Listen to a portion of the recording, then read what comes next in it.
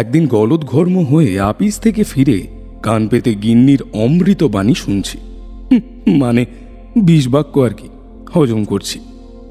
এমন সময় দরজায় ঘন ঘন কড়া নাড়ার শব্দে আশার আলো দেখতে পেলাম। যেই এসে থাকুক কিছুক্ষণের বিরতি পাবো এই আশায় স্বস্তির নিঃশ্বাস ফেললাম। সেই মুহূর্তে কিশোরীর গলা পেয়ে আমার চোখ মুখ উজ্জ্বল হয়ে উঠল। মনে মনে ভাবলাম, যাকে বাবা, বাক্যবান থেকে আপাতত রেহাই পাওয়া গেল। কিশোরীও বোধ করি সেই মধুর বচনের কিয়দংশ শুনতে পেয়েছিল। ঘরে ঢুকে হাসি মুখে বলল, কি ভায়া, এই নাটকের রিহার্সাল চলছিল নাকি?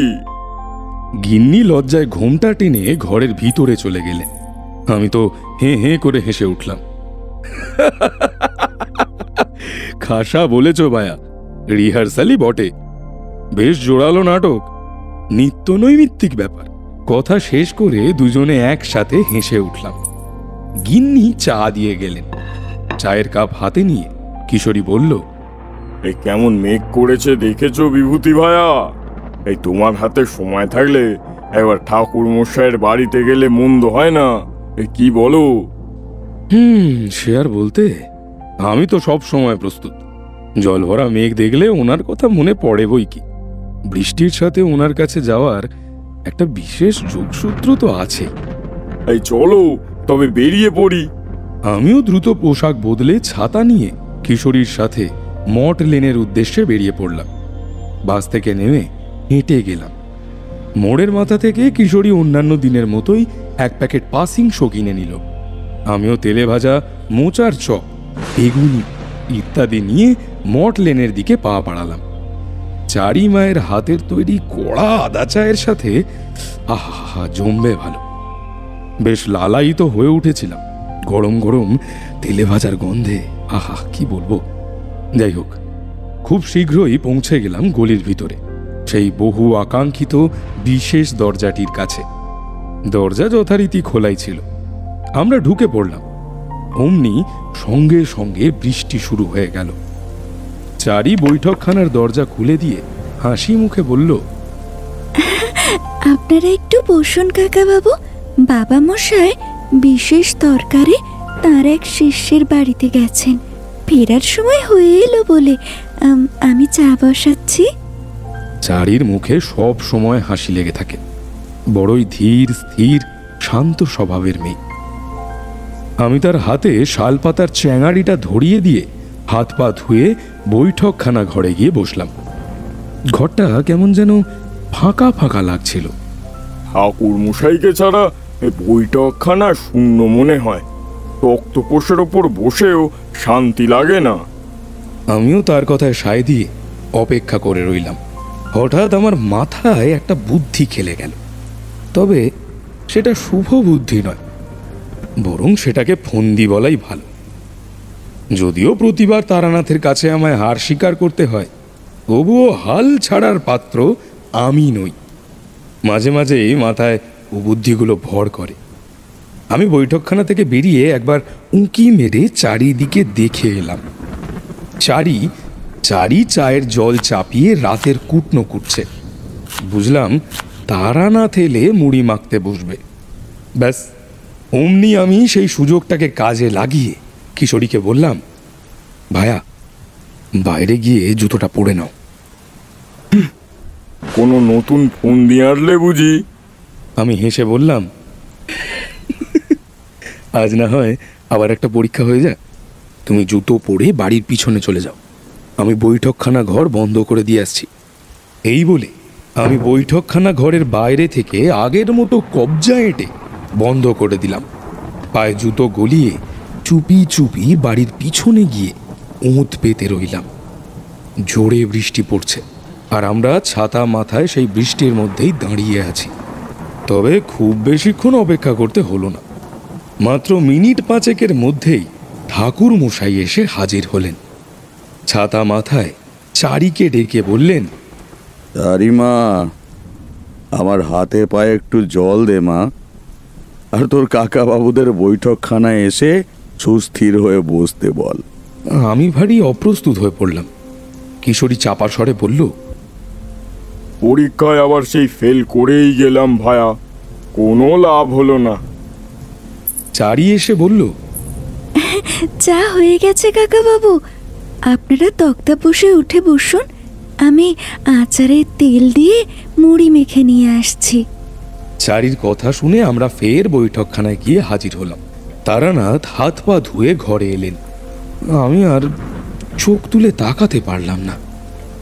ইস, সব জারি জুড়ি ধরা পড়ে গেছে। তারানাথ স্বভাবসিদ্ধ ভঙ্গিতে মিটিমিটি হাসছিলেন। কিশোরী পাসিং শোয়ের প্যাকেটটা হাতে দিতেই তিনি তা থেকে একখানা সিগারেট বার করে ধরালেন। তারপর একটা শুক টান দিয়ে ধোঁয়া ছেড়ে একটু অভিযোগের সুরেই বললেন, আজকাল তো তোমাদের আর আসার সময়ই হয় না। বৃষ্টির দিনগুলো অনেক সময় বৃথা যায়। তবে আজকে যে এসেছো এতে আমি খুব খুশি হয়েছি। তোমাদের কিন্তু একটা ঘটনা এখনো অজানাই থেকে গেছে। বাইরে তখন তুমুল বৃষ্টি হচ্ছে। তারানাথ জানালার দিকে উদাস চোখে তাকিয়েছিলেন। তারপর শেষের কথাটা বললেন। আমি মনে মনে চমৎকৃত হলাম। কিশোরী নিচু গলায় বলল, এই যে মেঘ না চাইতেই জল। কিশোরীর কথা শেষ হতেই চারি এসে চা, চপ, তেলে ভাজা, মুড়ি মাখা দিয়ে গেল।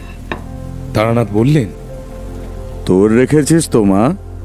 চারি মাথা নেড়ে হ্যাঁ রেখেছি বলে চলে গেল। তারানাথ আবার একটা সিগারেট ধরালেন। আমি আর কিশোরী এবারে অধৈর্য হয়ে উঠেছিলাম। তবে এর আগেও লক্ষ্য করে দেখেছি, তারানাথের মনে যখন কোনো ঘটনা বিশেষভাবে ছাপ ফেলে যায়, সেই ঘটনা বা অভিজ্ঞতার স্মৃতিচারণ করার সময় তিনি ঘন ঘন সিগারেট ধরান। বুঝলাম আজও তিনি তেমন কোনো বিশেষ ঘটনাই শোনাতে চলেছেন। অগত্যা ধৈর্য রাখতেই হলো। তারানাথ সিগারেট শেষ করে অবশিষ্টাংশ নারকেল মালার ছাইদানিতে গুঁজে বললেন, আজও তোমাদের এক প্রত্যন্ত গ্রামের ঘটনার কথাই বলবো। তখনও তোমাদের সাথে আমার পরিচয় হয়নি। সেবারেও একটা উপনয়নের অনুষ্ঠানে দিন তিনেকের জন্যে মুর্শিদাবাদের এক প্রত্যন্ত গ্রামে যেতে হয়েছিল। গ্রামটা ছবির মতো সুন্দর। সেখানে কিন্তু জাতপাতের বালাই ছিল না। জমিদার দর্পনারায়ণ নামে বাঘে গরুতে এক ঘাটে জল খেত। কে হিন্দু কে মুসলমান এসব নিয়ে কেউ মাথা ঘামাতে সাহসও পেত না। আর জমিদার ছিলেন প্রজাবৎসল, তবে প্রয়োজনে লাঠি ধরতেও পিছোপা হতেন না। বহিরাগত কেউ এসে কোনো রকম উস্কানি দিতে চেষ্টা করলেই তাঁর নির্দেশে গ্রামবাসীরাই লাঠি, সোঁটা, বল্লম হাতে রুখে দাঁড়াতো। ফলে সেখানে সাম্প্রদায়িক সম্প্রীতি বজায় ছিল, যা খুব কমই চোখে পড়ে। জমিদার বাবু অনুরোধ করেছিলেন উপনয়ন মিটে গেলেও আমি যেন আরো 2 দিন সেখানে থেকে যাই। উনি আমার থাকার জন্য গ্রামে একটা আলাদা আস্তানা তৈরি করে দিতে চান, যাতে আমি আমার ইচ্ছে মতো সেখানে থেকে সাধনা করতে পারি। আমারও গ্রামটাকে খুব পছন্দ হয়েছিল। এমন শান্ত নিরিবিলি পরিবেশ আমার সাধনার জন্য সত্যি উপযুক্ত ছিল। আমি জমিদার বাবুর প্রস্তাবে রাজি হয়ে গেলাম।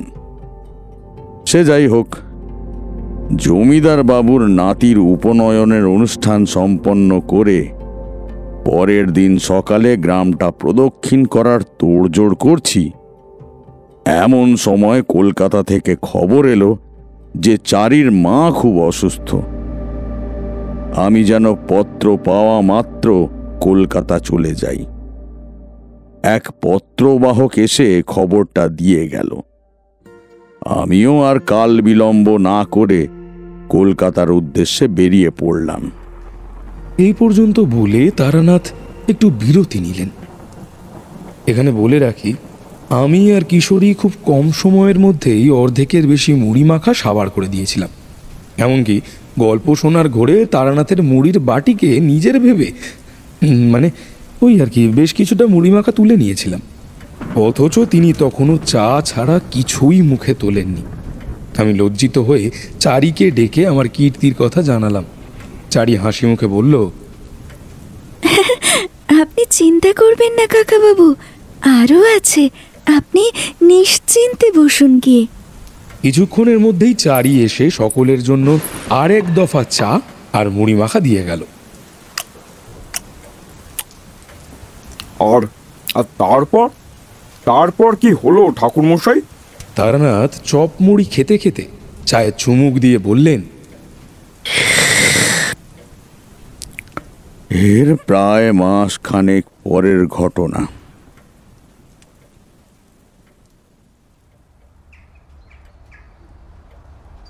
আমি একদিন সকালে স্নান আহ্নিক সেরে ঘরে বসে পাঁজি দেখছিলাম। বাড়িতে অসুখ বিসুখ লেগেই ছিল, তাই একটু যাগযজ্ঞ করব ভাবছিলাম। এমন সময় চারি এসে বলল, দুজন পাগড়ি পরা লোক আমার সাথে দেখা করতে এসেছে। আমি বাইরে গিয়ে তাদের দেখে অবাক হয়ে গেলাম। তাদের মধ্যে একজনকে আমার বেশ চেনা চেনা লাগছিল, কিন্তু কোথায় যে দেখেছি মনে করতে পারলাম না। অথচ লোক দুটি যে আমাকে খুব ভালোভাবেই চেনে তা তাদের হাব ভাব দেখেই বোঝা যাচ্ছিল। তাদের মধ্যে যাকে আমার খুব চেনা লাগছিল সে হাত জোড় করে বিনীত সুরে বলল, হ্যাঁ হ্যাঁ, আমাকে চিনতে পারছেন ঠাকুরমশাই? আমি নবীন চাঁদ সরকার, পলাশডেঙ্গা থেকে এইছি, জমিদার বাড়ি সেরেস্তাদার। আর ও আমার ভাই মানিক চাঁদ, সাথে করে নিয়ে এলুম, কখন কি প্রয়োজন হয় তাই। ও হ্যাঁ হ্যাঁ, মনে পড়েছে এতক্ষণে। মানিককে নিয়ে এসে ভালোই তো করেছো, কিন্তু তোমরা হঠাৎ এত দূর থেকে আমার বাড়ি বয়ে এলে যে? জমিদার বাড়ির সব কুশল তো? নবীন চাঁদ রহস্যময় গলায় বলল। জমিদার বাবুর বাড়িতে এখনো কিছু ঘটে নাই ঠিকই, কিন্তু ঘটতে কতক্ষণ? গ্রামের একটার পর একটা খারাপ ঘটনা ঘটে যাচ্ছে। তারপর আমার হাতে হলুদ বর্ণের তুল্লাট কাগজে লেখা পত্র দিয়ে বলল, জমিদার বাবু আপনাকে তলব করেছেন, এই চিঠিখানা পড়ে দেখুন কেন। আমি সেই চিঠি খুলে দেখলাম জমিদার বাবু লিখেছেন, ঠাকুরমশাই, বড় বিপাকে পড়ে নবীনকে পাঠালাম। আপনি অনুগ্রহ করে একটিবার পলাশডাঙ্গায় আসুন। গ্রামবাসীরা এক ঘোর সংকটে দিন কাটাচ্ছে। ভয়ানক বিপদ গ্রাস করেছে আমাদের গ্রামকে। আপনি এসে তাদের বিপদ থেকে উদ্ধার করুন। প্রতীক্ষায় রইলাম। সশ্রদ্ধ প্রণাম নেবেন। ইতি জমিদার দর্পনারায়ণ।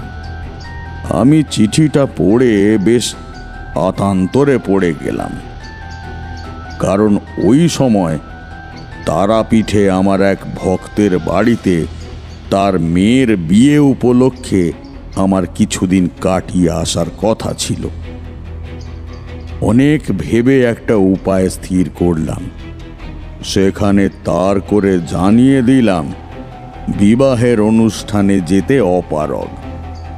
বিশেষ কাজে আজই সকাল সকাল আমাকে বেরিয়ে পড়তে হচ্ছে। সেই কাজ মিটে গেলে ফেরার পথে তারাপীঠ হয়েই আসব। এছাড়া আমার আর কোনো দ্বিতীয় উপায় ছিল না। মা তারার নাম নিয়ে নবীন চাঁদের সাথে পলাশডাঙ্গার উদ্দেশ্যে বেলাবেলি ঝোলা কাঁধে নিয়ে বেরিয়ে পড়লাম। পৌঁছতে সন্ধে গড়িয়ে গেল।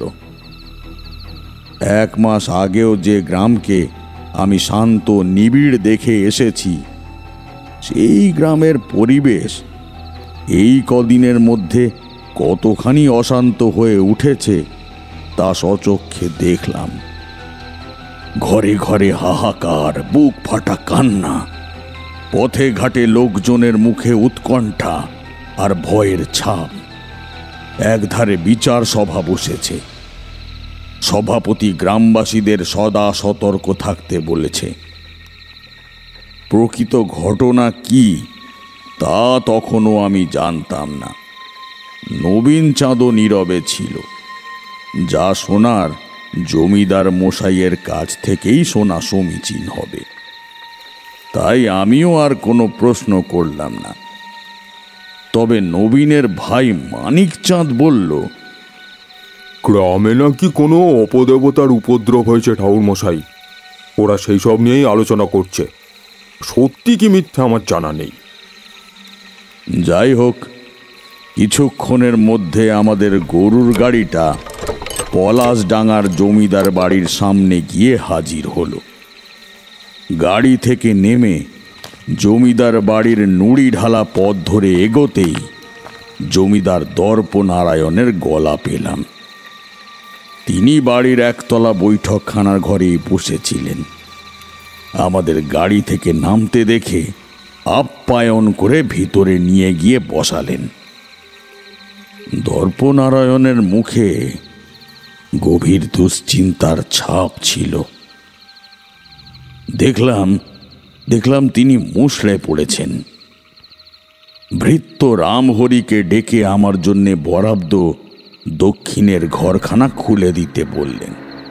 কিছুক্ষণ নীরবে থেকে আমার হাত দুটো ধরে বিনতি করে বললেন, ঘোর বিপদ ঘনিয়ে এসেছে পলাশডাঙ্গার উপরে ঠাকুর মশাই। যে কোনো দিন যে কারোর সাথেই এই ভয়ঙ্কর ঘটনা ঘটে যাবে। ঠাকুর মশাই, আপনি আমাদের বাঁচান। আমি বললাম, এতটা উৎকণ্ঠিত হবেন না। আপনি শান্ত হয়ে বসুন জমিদার মশাই। কি হয়েছে খুলে বলুন। দর্পনারায়ণ বললেন, শ্মশানে এক ভয়ঙ্কর প্রেতের উপদ্রব শুরু হয়েছে। সে শ্মশান যাত্রীদের ওপর আক্রমণ চালিয়ে ভয় দেখিয়ে শবদেহ নিয়ে উধাও হয়ে যাচ্ছে। শুধু তাই নয়, কয়েকজনের মৃত্যুও ঘটেছে এবং তাদের মৃতদেহগুলিও তুলে নিয়ে মুহূর্তের মধ্যে অদৃশ্য হয়ে যাচ্ছে। তার উপর গত 7 দিন ধরে নতুন এক উপদ্রব শুরু হয়েছে। 16 বছর বয়সী কিছু ছেলে গ্রাম থেকে হঠাৎ নিখোঁজ হয়ে যাচ্ছে। তাদের আর হদিশ পাওয়া যাচ্ছে না। আপনি এর একটা বিহিত করুন ঠাকুর মশাই। এ আর সহ্য করা যাচ্ছে না। এ কোন অভিশাপ নেমে এলো আমাদের পলাশডাঙ্গার উপর। আমার দৃঢ় বিশ্বাস আপনিই পারবেন রক্ষা করতে। আর তাই তো আপনাকেই ডেকে পাঠালুম। দর্পনারায়ণের কথা শুনে আমি আঁতকে উঠলাম। জীবনে অনেক ভয়াবহ ঘটনার সম্মুখীন হয়েছি, কত ভয়ানক অভিজ্ঞতা হয়েছে। তবুও এই ঘটনা শোনার পর থেকে মনে মনে আমি শিউরে উঠলাম। আমি সে রাতেই শ্মশানে যাব বলে স্থির করলাম। তবে দীর্ঘ পথ অতিক্রম করে আসার ফলে আমার গাত্রবন্ধনের সময়সীমা পেরিয়ে গেছিল। তাই ফের গাত্রবন্ধনের প্রয়োজন অনুভব করলাম। স্নান করে শুদ্ধ বস্ত্র পরিধান করে দেবালয়ে গিয়ে উত্তর পূর্বমুখী হয়ে বসে আচমন পাত্র থেকে জল নিয়ে হাতের তালুতে রেখে দক্ষিণ হস্তের অনামিকা অঙ্গুলি দ্বারা সেই জল 3 বার মুখে ছিটিয়ে নমো বিষ্ণু নমো বিষ্ণু নমো বিষ্ণু বলে পুনরায় হাত ধুয়ে নিলাম। তারপর করো জোড়ে অপবিত্র পবিত্র বাহ সর্বাবস্থাং গতঃ পিবা যৎস্মরেত পুণ্ডরিকাক্ষায়স্য বজ্র অভ্যন্তর সূচি নমঃ সূচি নমঃ সূচি নমঃ সূচি। এইভাবে মন্ত্রোচ্চারণ করে দেহ শুদ্ধি করে নিলাম।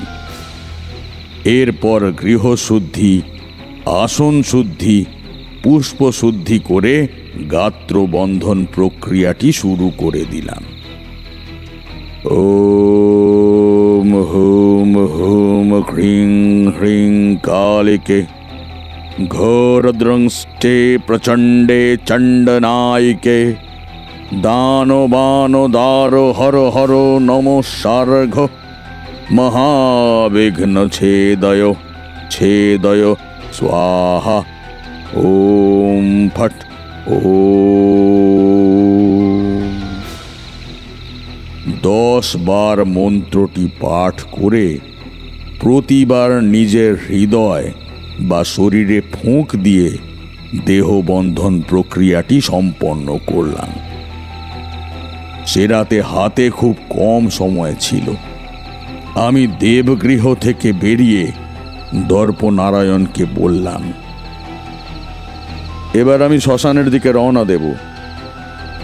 দর্পনারায়ণ জোর করে আমার সাথে 2 ষণ্ডা গোছের লেঠেলকে পাঠালেন। আমার দেহ বন্ধন করা ছিল। তাছাড়া তা না থাকলেও এসব কাজে একা যাওয়া সমীচীন বলেই আমি মনে করি।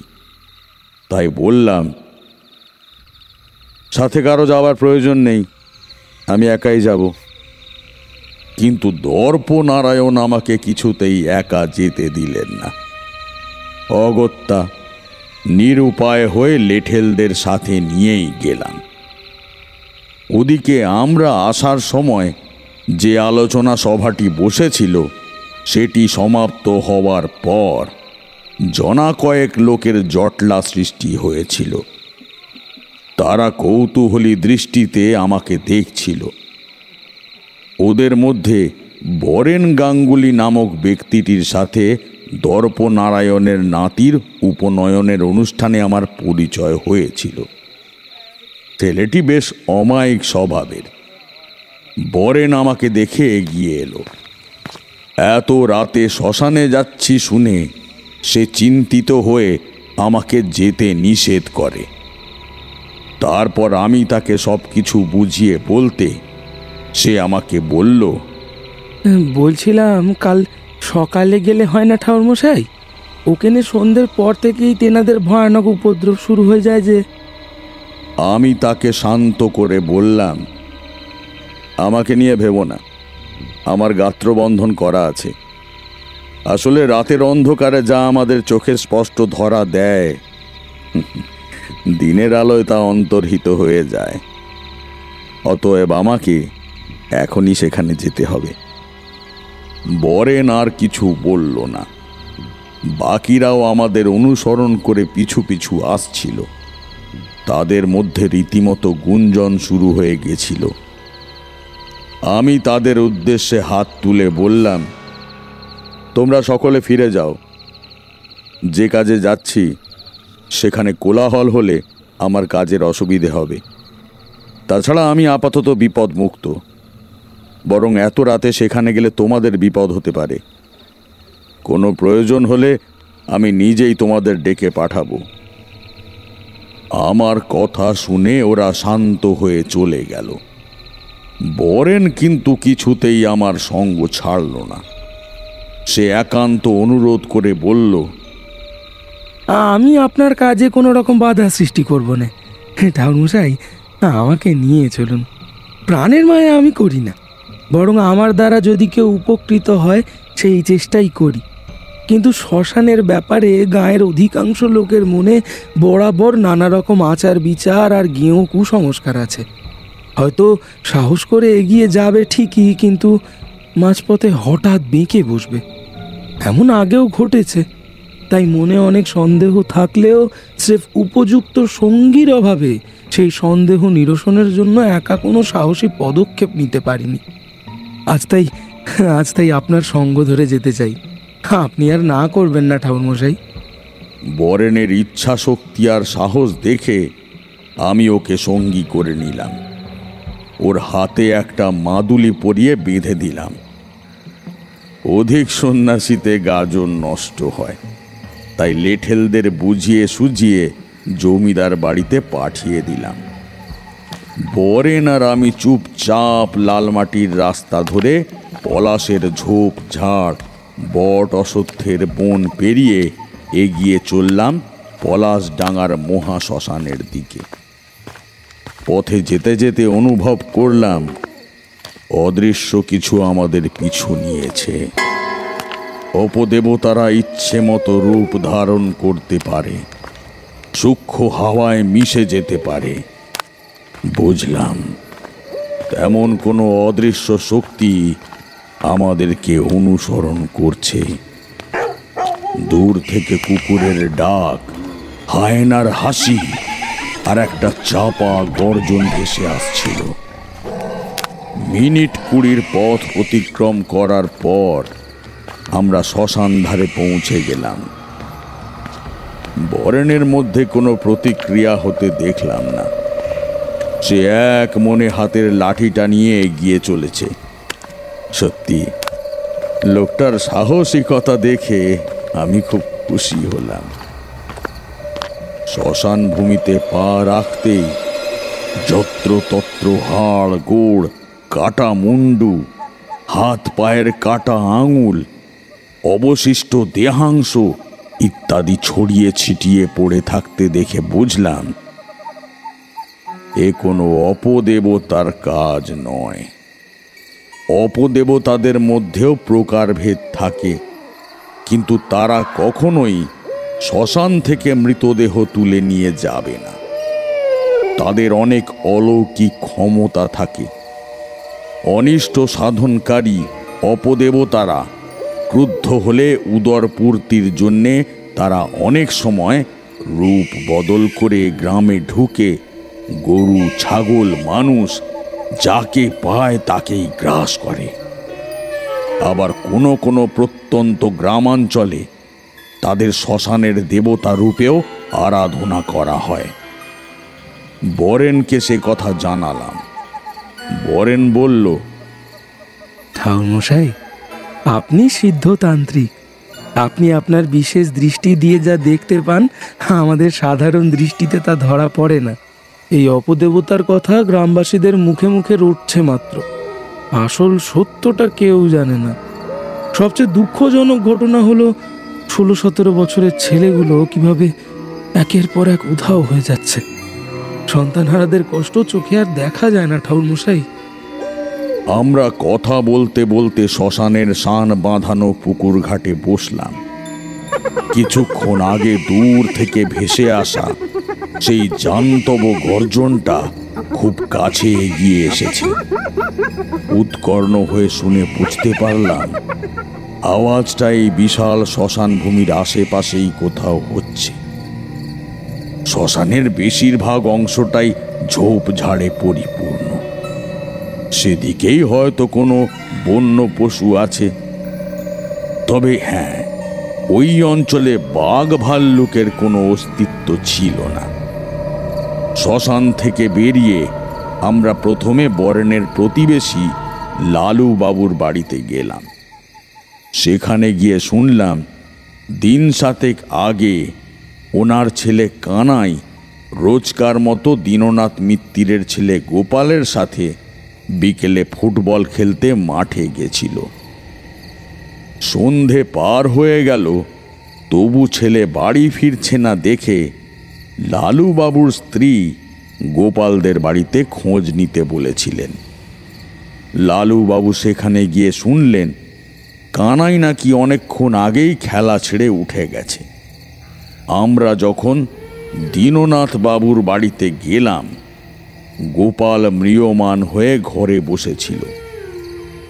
তার চোখের কোণ জলে চিকচিক করতে দেখলাম।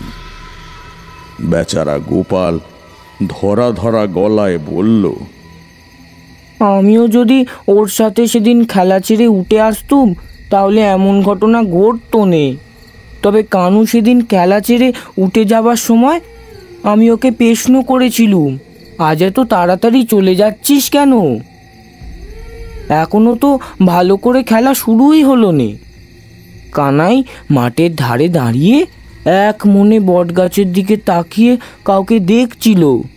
আমার মনে হলো ওই বট গাছের আড়াল থেকে কেউ ওকে ইশারা করতেই ও সঙ্গে সঙ্গে উঠে চলে গেল। আমার তখন খেলার দিকে মন ছিল বলে আমি ওর দিকে তাকাই নে। সেদিনের পর থেকে আমার বয়সী ছেলেদের মাঠে যাওয়া, খেলাধুলো সব বন্ধ হয়ে গেছে। স্কুলে যাওয়াও বন্ধ। বাড়ি থেকে কেউ বেরোতে পারিনি। কিন্তু তার মধ্যেও এ পাড়া ও পাড়া মিলিয়ে নিজেদের ঘর থেকেই আরও 5 জন ছেলে উদাও হয়ে গেছে। গ্রামের সকলের ধারণা এ নাকি সেই অপদেবতার কাজ। কখনো শ্মশান থেকে মরা ছিনিয়ে নিয়ে যাচ্ছে, কখনো ছেলে পিলেদের ধরে খাচ্ছে। বরেন কোনো গুজবেই কান দেয় না। সে রেগে গিয়ে বলল, এ যদি অপদেবতারই কাজ হবে, তাহলে বেঁচে বেঁচে সে শুধু 16 বছর বয়সী ছেলেদেরই কেন ধরে নিয়ে যাবে? 16 বছরের কত মেয়ে তো পলাশডিঙ্গার পাড়ায় পাড়ায় আছে, তাদের কেন ধরে নিয়ে যায়নি? সেই কথাটা একেবারে ভেবে দেখেছো কি? যেসব ছেলেরা আজ অব্দি নিখোঁজ হয়েছে, তাদের সবাই 16-এ পড়েছে। লালুবাবু, দীননাথ মিত্তির এবং উপস্থিত কয়েকজন মাতব্বর গোছের গ্রামবাসী সকলেই বরেনকে সমর্থন করল। সুবল মল্লিক মাতব্বরদের একজন। সে বলল, তা বরেন তো হক্কাতাই কয়েছে। এই কথাটা কিন্তু আমরা কেউ ভেবে দেখিনি। অপদেবতার কীর্তি নয়, তবে শ্মশানের কাণ্ড কারখানা যারা নিজের চোখে দেখেছে তাদের ধারণা ওই ভয়ঙ্কর বিশাল চেহারার ছায়ামূর্তিটা অপদেবতার মতোই দেখতে, যার শরীরের গঠন মানুষের মতো, কিন্তু চোখ মুখ নাকি বন্য জন্তুদের মতো, সারা গা কালো কুচকুচে পশমে ঢাকা। এ যে কোনো অপদেবতার কাজ নয়, তা আমি শ্মশানে গিয়েই টের পেয়েছিলাম। মানুষের মনে অপদেবতার চেহারা নিয়ে কল্পনার শেষ নেই। আসলে ওরা অপদেবতার সঠিক সংজ্ঞা জানে না, লোক মুখে যা শোনে তাই বলে। তবে শ্মশানে যা ঘটেছে তা যে কোনো মানুষের কাজ নয়, সে ওই পড়ে থাকা দেহাংশের আকৃতি প্রকৃতি দেখলেই বোঝা যায়। কিন্তু 16 বছর বয়সী ছেলেগুলোর উধাও হয়ে যাবার সাথে শ্মশানের ওই ঘটনার কোনো যোগসূত্র আছে কিনা তা জানা অবিলম্বে প্রয়োজন ছিল। এদিকে অনেক রাত হয়ে গেছিল। নবীন চাঁদ এসে খবর দিল রাতের আহার প্রস্তুত। জমিদার মশাই আমার জন্যে অপেক্ষা করছেন।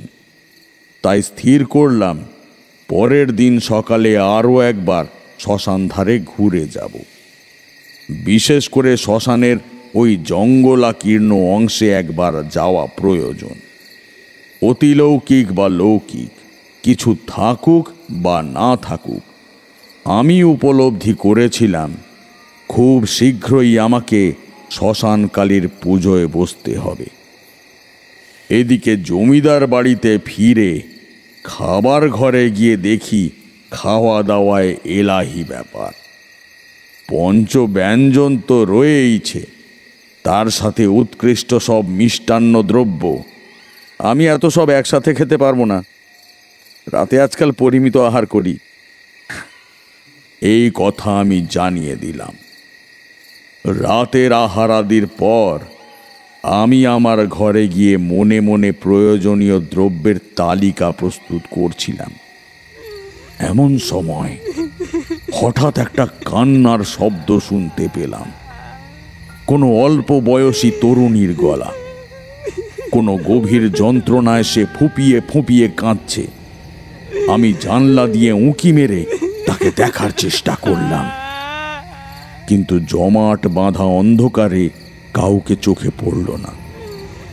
অথচ কান্নার আওয়াজ বেড়েই যাচ্ছিল।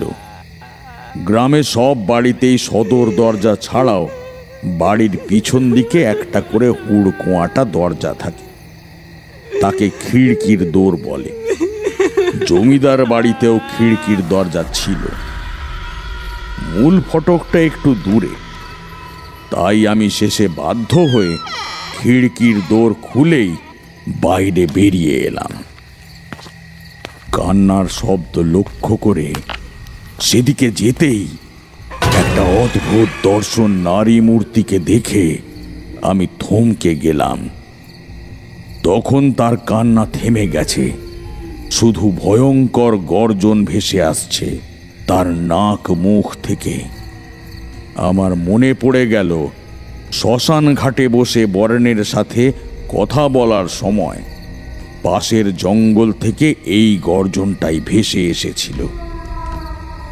নারী মূর্তিটি হঠাৎ গর্জন ছেড়ে বিশ্রী হাসি হাসতে লাগলো। আমি প্রথমে ভাবলাম মেয়েটির নির্ঘাত মাথার ব্যামো আছে। ও এক অভাগী পাগলিনী, নিশ্চয়ই নিজের ঘর বাড়ি ছেড়ে বেরিয়ে এসেছে, যেখানে সেখানে ঘুরে বেড়াচ্ছে। আমি বললাম, তুমি কে মা? এত রাতে এভাবে একা একা ঘুরে বেড়াচ্ছ? চলো, তোমাকে তোমার বাড়িতে পৌঁছে দিয়ে আসি। কোন দিকে তোমার বাড়ি? মেয়েটা কোনো উত্তর দিল না। তার চোখ দুটো অন্ধকারে জ্বলজ্বল করছিল। দুদিন বাদেই অমাবস্যা, আকাশে চাঁদ ছিল না, তবুও অন্ধকারে এক সময় চোখ সয়ে এলো। ভালো করে দেখে বুঝলাম মেয়েটার চোখ মুখ ঠিক স্বাভাবিক মানুষের মতো নয়। আদপে সে যে কোনো মানুষই নয় তা টের পেলাম। তার পা দুটো মাটিতে ছিল না, হাওয়ায় ভাসছিল।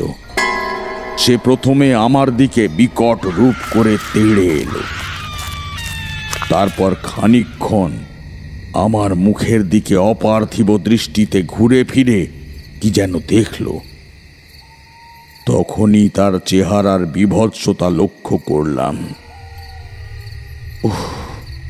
কি সাংঘাতিক, কি ভয়ঙ্কর দেখতে তাকে!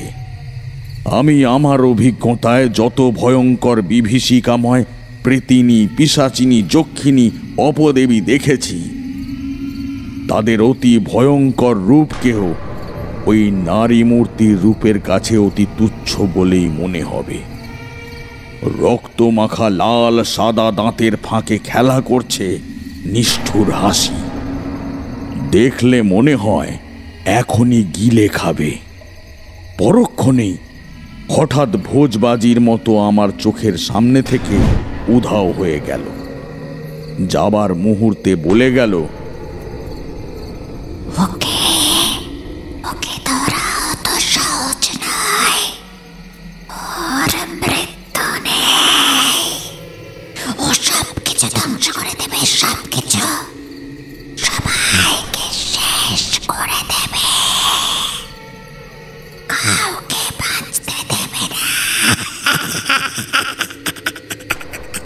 সেই নারী মূর্তি অদৃশ্য হবার পর আমি বাকি রাতটা জেগেই কাটালাম।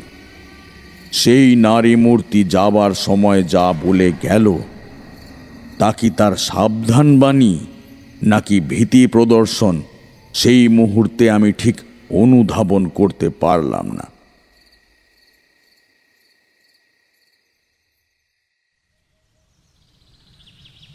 পরের দিন সকালে শ্মশানকালীর পুজোর উপকরণ উপাচার সংগ্রহের কথা দর্পনারায়ণকে জানালাম।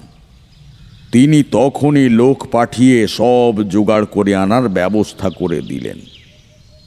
সে চলে গেলে আমি দর্পনারায়ণের সাথে বৈঠকখানায় বসে পাঁজি খুলে পুজোর তিথি নক্ষত্র দেখছি।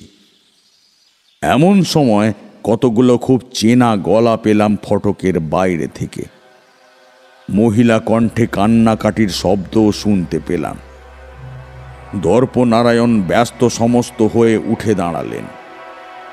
আমিও তার সাথে বাইরের দালান কোঠায় বেরিয়ে এলাম। তখনই পেয়াদা মণিলাল হন্তদন্ত হয়ে ছুটে এসে বলল, বড়বাবু, গায়ের কজন বিষ্টু ময়রার মাকে নিয়ে এসেছে, তারা আপনার সাথে দেখা করতে চাইছে। এখনই ওদের ভেতরে নিয়ে এসো। মণিলাল কিছুক্ষণের মধ্যেই গ্রামবাসী আর বিষ্ঠুর বৃদ্ধা মাকে দালান কোঠায় নিয়ে এলো। তাদের সাথে বরেন আর দিনু মিত্তিরও ছিল। সকলের উদ্ভ্রান্ত চেহারা আর চোখে জল দেখে আঁচ করলাম ভয়ানক কোনো কাণ্ড ঘটে গেছে। দালান কোঠায় এসেই বিষ্টুর মা দর্পনারায়ণের পায়ের কাছে কাঁদতে কাঁদতে লুটিয়ে পড়লেন। দর্পনারায়ণ অপ্রস্তুত হয়ে সঙ্গে সঙ্গে তাকে ধরে মাটি থেকে তুলে বললেন, কি হয়েছে খুড়িমা, কাঁদছেন কেন? তিনি মাটিতে আছাড়ি পিছাড়ি খেতে খেতে বিলাপ জুড়ে বললেন, অপদেবতা, অপদেবতা, আমার নাতিটা কেউ চাইলে না। একটা কিছু ব্যবস্থা করো বাপ, নইলে পলাশ ডেঙ্গা শ্মশান হয়ে যাবে গো। ঘরে ঘরে ছেলে পিলেরা অকালে চলে যাবে। একটা কিছু ব্যবস্থা কর বাপ। বরেন বিষ্টুর মাকে ধরে ধরে দালানের সিঁড়িতে বসিয়ে দিল। তিনি সেখানে বসে নীরবে অশ্রুপাত করতে লাগলেন। দিনু মিত্তির ছলো ছলো চোখে বললেন, বিষ্ণুর ছেলে সুদামের গত পরশু শহরে আসার কথা ছিল। সে শহরে তার মামার বাড়ি থেকে লেখাপড়া করছে, কিন্তু আসার সময় পেরিয়ে গেল, সে এখনো এলে না। দুদিন ধরে অনেক খোঁজ খবর করেও তাকে খুঁজে পাইনি। ও বাড়িটা ময়রাপাড়ার অনেক ভেতর দিকে বলে আগে কোনো খবর পাইনি। আজ সকালে আমাদের কাছে সকালে এসে সব কথা জানিয়েছে। একটু আগে বিষ্ণুকে নিয়ে যখন আমি আর লালু থানায় নালিশ জানাতে যাচ্ছিলুম, তখন শ্মশান ধরে জঙ্গলের ভেতর থেকে একদল কাক আর কুকুর একসাথে চিৎকার করে ডাকতে শুনে সন্দেহ হলো। আমরা সেদিকে ছুটে গেলাম। সেখানে গিয়ে দেখি লালুর ছেলে কানাই আর বিষ্ণুর ছেলে সুদামের ছিঁড়ে কুড়ে খাওয়া দেহটা পড়ে আছে। শুধু তাই নয়, আজ অবধি যারা নিখোঁজ ছিল সবার দেহ ওই একই অবস্থা করে ডেকে গেছে। আর সহ্য করা যাচ্ছে না জমিদার বাবু, কি বিপদে পড়ে গেলুম বলুন আমরা। আমার ভয়ে বুক কাঁপছে। গোপালকে কি অন্য কোথাও পাঠিয়ে দেবো, কি করবো কিচ্ছু ভেবে পাচ্ছি না বড়বাবু।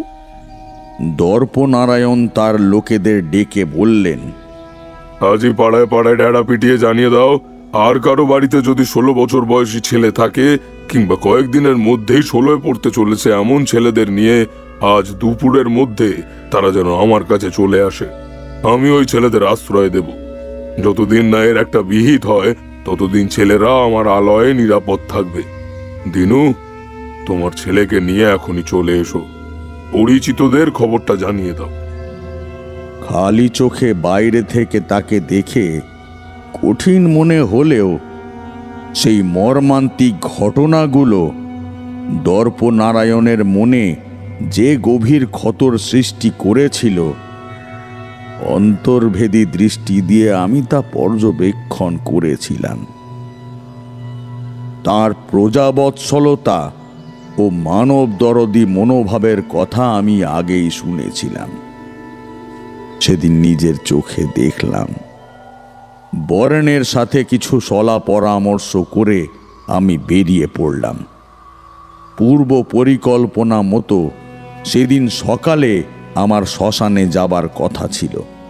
আমি ওদের সাথে শ্মশান ধারে রওনা দিলাম। মিষ্টান্ন বিক্রেতা বিষ্টু ময়রাকে আমি আগে থেকেই চিনতাম। উপনয়নের সমস্ত মিষ্টান্ন তার দোকান থেকেই এসেছিল। শ্মশানে গিয়ে এক মর্মান্তিক দৃশ্য চোখে পড়ল।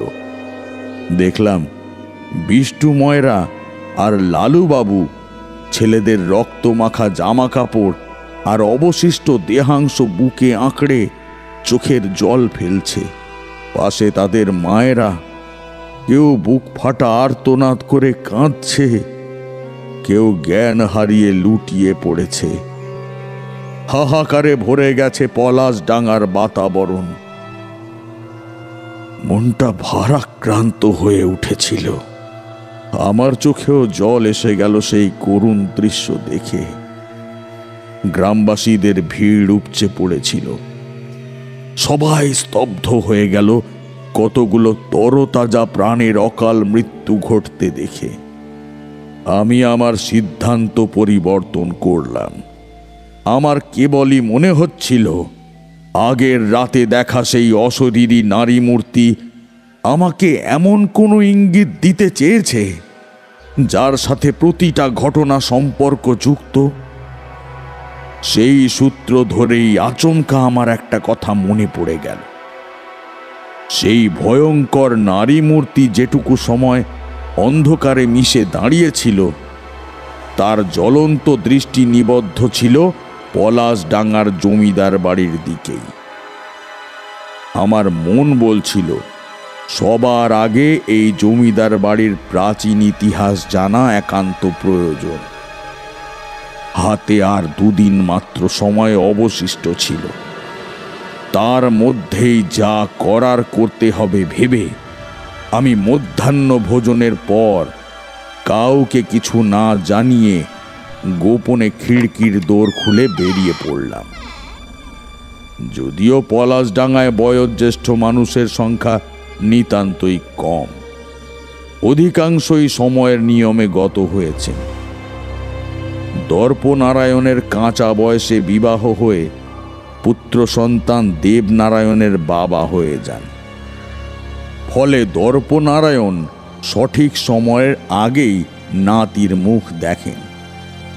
দর্পনারায়ণের পিতৃবিয়োগ তার কৈশোরে হয়েছে, মাতৃবিয়োগ ঘটেছে দেবনারায়ণের জন্মের কিছুকাল পূর্বে। তিনি তার স্বামীর মৃত্যুর পর বহু বছর ধরে শয্যাশায়ী ছিলেন। মা ছাড়া কোনো বয়োজ্যেষ্ঠার ছত্রছায়ায় তিনি বেড়ে ওঠার সুযোগ পাননি, কারণ তাঁর পিতাও ছিলেন একমাত্র সন্তান। ভৃত্য রামহরি তাকে সন্তান স্নেহে মানুষ করেছিল, কিন্তু দুর্ভাগ্যবশত কয়েক বছরের মধ্যে সেও হঠাৎ মাথায় বাজ পড়ে অপঘাতে মারা যায়। দর্পনারায়ণের তখন মাত্র 19 বছর বয়স। বাকি ভৃত্য, খানসামা, লেঠেল সব কর্মচারী যারাই ছিল তাদের এই বাড়িতে খুব বেশি দিন হয়নি। বংশ পরম্পরায় তারা অনেক দেরিতে এসেছে। অতএব দর্পনারায়ণের কাছে যে তাদের বংশের প্রাচীন ইতিহাস অজানাই থেকে যাবে তাতে কোনো সন্দেহই ছিল না। তাই প্রথমে দর্পকে কিছু প্রশ্ন না করে আমি গাঁয়ের বয়োজ্যেষ্ঠদের খোঁজে বেরিয়ে পড়লাম। প্রত্যন্ত গ্রাম হলেও বিস্তীর্ণ এলাকা জুড়ে পলাশডাঙ্গা গড়ে উঠেছে। আশেপাশে বেশ কয়েকটি পাড়া নিয়ে গঠিত হয়েছে। গোটা গ্রাম প্রদক্ষিণ করা সম্ভব ছিল না। যতদূর গিয়েছি তাতে বিশেষ কিছু জানা যায়নি। পথে যেতে যেতে বরেন বলল, ঠাকুরমশাই, পাশের বকুলপুর গাঁয়ে আমার এক অতি বৃদ্ধ বয়স্ক দাদামশাই আছেন। একসময় জমিদার বাড়িতে যাতায়াত ছিল। ওই সময় বুড়ো বাবুর প্রপিতামহ সত্যনারায়ণ জমিদার ছিলেন। আপনি যদি অনুমতি দেন তাহলে ওনার কাছে নিয়ে যেতে পারি। এখান থেকে মাত্র আধা ঘন্টার হাঁটা পথ। এখন গেলে কেমন হয়? আমি আশার আলো দেখতে পেলাম। বললাম, উত্তম প্রস্তাব, এখনই চলো। আমার কথা বলতে বলতে এগিয়ে যাচ্ছিলাম। মানিকচাঁদ দেখতে পেয়ে আমাদের সঙ্গ নিল। মানিকচাঁদ নিতান্তই ছেলে মানুষ, বড়জোর 19-20 হবে। সেও সুদাম ও কানাইয়ের সাথে মাঠে খেলাধুলো করত।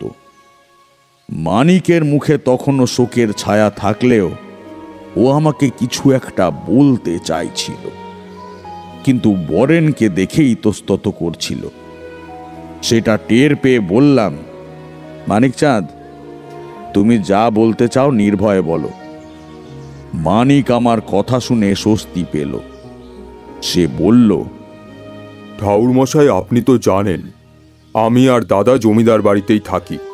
কাল রাতের বেলায় আমার অস্বস্তিতে ঘুম আসছিল না, তাই ঘর থেকে বেরিয়ে জমিদার বাড়ির ছাদে উঠেছিলুম হাওয়া খেতে। বিশাল ছাদ।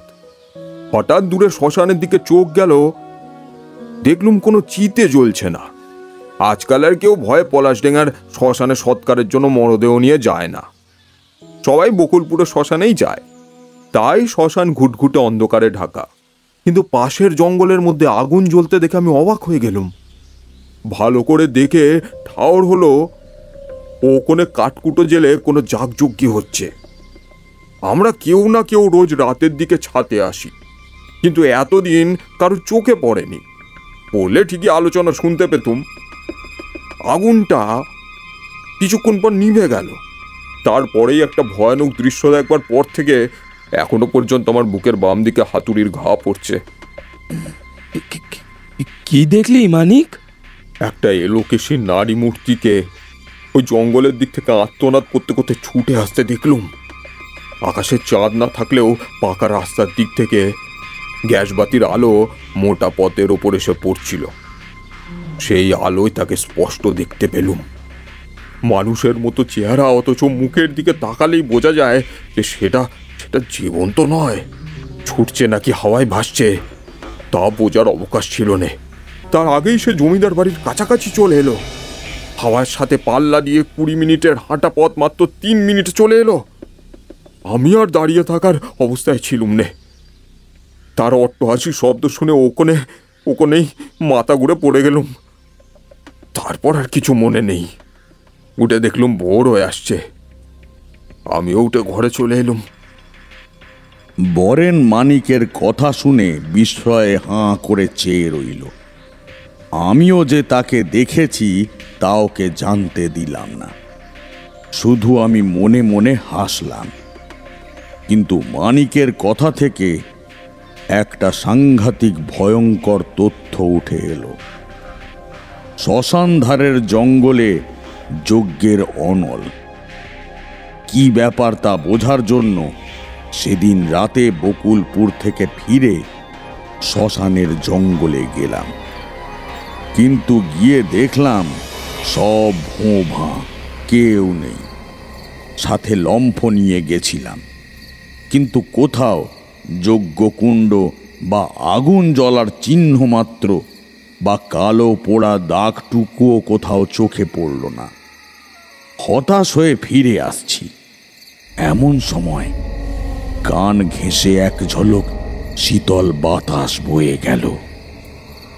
আবার সেই অদৃশ্য নারী কণ্ঠ শুনতে পেলাম। কাউকে বাঁচতে দেবে না, কাউকে না, সবাইকে মেরে ফেলবে, সবাইকে। তোরা কিচ্ছু করতে পারবি না। পালা পালা পালা পালা, চলে যা, যা যা যা, পালা এখান থেকে, পালা। এখনই এসে পড়বে। এমন সময় সত্যি সত্যি জঙ্গলের দিক থেকে হুঙ্কার ভেসে এলো। আমরা সঙ্গে সঙ্গে পিছন ফিরে তাকালাম। বেশ কিছুটা পথ চলে এসেছিলাম, আবার ঘুরে শ্মশানের দিকেই হাঁটা লাগালাম। সেই নারী কণ্ঠ ততক্ষণে পুরোপুরি অদৃশ্য হয়ে গেছে। আমরা দেখলাম উঁচু পাহাড়ের মতো দৈত্যাকার ভয়ঙ্কর বিভীষিকাকে। অন্ধকার ভেদ করে প্রবল হুঙ্কার দিতে দিতে এগিয়ে আসছে। তার সাথে হায়নার হাসি, শিয়ালের ডাক, কুকুরের কান্না সব মিলেমিশে এক ভয়ঙ্কর পরিবেশের সৃষ্টি হয়েছিল। সেই ছায়া মূর্তিকে দেখে প্রথমে অতিমানব ভেবে ভুল করেছিলাম। তারপর কাছে আসতেই গাছের আড়াল থেকে দেখলাম ওর মুখের অগ্রভাগ হিংস্র ধূর্ত সাপদের মতো সূচালো। সারা শরীর কালো কুচকুচে পশমে ঢাকা, হাতে পায়ে তীক্ষ্ণ নখর, নাক মুখ দিয়ে জান্তব হুঙ্কার ছাড়ছে। চোখ দুটো পরিত্যক্ত অন্ধ খনি, ঠোঁটের কষ বেয়ে রক্তধারা নেমে গেছে বুকের কাছে। হাতে একটা বন মোরগের ঠ্যাং ঝুলছে। কিছু রক্তমাখা পালক লেপ্টে আছে সেই বিভীষিকার মুখের চারপাশে। বিশ্রী মাংস পচা গন্ধে পরিবেশটা ভারী হয়ে উঠেছিল। বরেন ফিস ফিস করে বলল, এই তাহলে অপদেবতা যে এতগুলো মানুষের প্রাণ নিয়েছে, তার কোনো শাস্তি হবে না? ওই নারী কণ্ঠ বলেছিল ওকে নাকি ধ্বংস করা যায় না। কিন্তু ঠাকুর মশাই, আপনি তো এর আগে কত ভূত পেরেত পিশেচকে তাড়িয়ে মানুষকে রক্ষে করেছেন। পলাশডেঙ্গাকে ওই ভয়ঙ্কর বিপদের হাত থেকে মুক্ত করুন। আপনিই একমাত্র রক্ষে করতে পারেন আমাদের সবাইকে। জমিদার বাবু হক কথাই কয়েছে। বরেনকে আশ্বস্ত করে বললাম, আমি আপ্রাণ চেষ্টা করব, শেষ পর্যন্ত লড়ে যাব। তবে তার আগে পলাশডাঙ্গায় ওই ভয়ঙ্কর বিভীষিকার হঠাৎ আগমনের কারণটা কি সেই সম্বন্ধে অবগত হতে হবে। তারপর দেখতে হবে ওর জন্ম বৃত্তান্ত। এই ভয়ঙ্কর অপশক্তিতে পরিণত হওয়ার আগে ওর পরিচয় কি ছিল, কিভাবে ও এমন ভয়ঙ্কর দুষ্টু শক্তিতে পরিণত হয়েছে, নাকি জন্মসূত্রেই ও এমন ভয়ঙ্কর জান্তব পৈশাচিক রূপ প্রাপ্ত হয়েছে তা জানা অত্যন্ত আবশ্যক। যদিও সেও এক শ্রেণীর পিশাচ এবং সেই সূত্রে চেহারার গড়ন মানুষের মতো, তবু ওর ওই মিশ্র রূপ দেখে মনে মনে ওর একটা নাম দিলাম, শ্মশান ঘাটের নরখাদক। তবে এই পিশাচকে বধ করার আগে মানিকের দেখা জঙ্গলের সেই অগ্নিকুণ্ড রহস্য, জমিদার বাড়ির ইতিহাস এবং ওই নারী মূর্তির আসল পরিচয়, তার মৃত্যুর কারণ ইত্যাদি অনুসন্ধানের বিশেষ প্রয়োজনীয়তা রয়েছে। কিন্তু আমরা যে গোপনে জমিদার বাড়ির প্রাচীন ইতিহাস খনন করার চেষ্টা করছি সে কথা যেন পাঁচ কান না হয়। দর্পনারায়ণকে এর বিন্দু বিসর্গও জানতে দেওয়া যাবে না, এ কথা মনে রেখো। সঠিক সময়ে উপস্থিত হলে আমি নিজেই তাকে জানাবো। বরেন বিনীত সুরে বলল, আপনার আদেশ শিরোধার্য, আপনি নিশ্চিন্তে থাকুন ঠাকুর মশাই। হাতে সময় বেশি ছিল না। বরেনের দাদামশাই রামকিঙ্কর গঙ্গোপাধ্যায় তার শয্যায় পাশে রাখা একখানি প্রাচীন পুঁথি আমার হাতে দিয়ে জড়ানো কণ্ঠে বলেছিলেন, তোমরা সব প্রশ্নের উত্তর এই পুঁথিতে পেয়ে যাবে। আমি সে রাতে শ্মশান থেকে ফিরে ঘরে এসে সেই প্রাচীন পুঁথিখানা খুলে দেখলাম। পুঁথির পাতায় পাতায় সমসাময়িক ঘটনা, কাহিনী, পুঁজিবাদ, মুক্তিযুদ্ধ, প্রেম ভালোবাসা ইত্যাদি বাংলায় লিপিবদ্ধ রয়েছে। লিপিকারের আত্মপরিচয়, লিপিকাল অর্থাৎ সন, তারিখ সমস্ত কিছু লেখা আছে শ্লোকের আকারে। আমি পুঁথিটা বন্ধ করে রেখে দিলাম। ঘুম এলো না। চোখ বুজে শুয়ে সেই পিশাচের কথাই ভাবছিলাম। তারপর এক সময় গভীর নিদ্রায় ডুবে গেলাম। পরের রাতটুকুই আমার হাতে ছিল। আমি দর্পনারায়ণকে আর এ ব্যাপারে জড়ালাম না। শুধু আমি যে বিশেষ প্রয়োজনে সিদ্ধান্ত পরিবর্তন করেছি তা জানিয়ে দিলাম। আমি বরেনকে সাথে নিয়ে নিজেই সমস্ত উপকরণ উপাচার সংগ্রহ করে নিয়ে এলাম। বরেনকে বললাম, আজ রাতে শ্মশানে পিশাচ বধ হবে।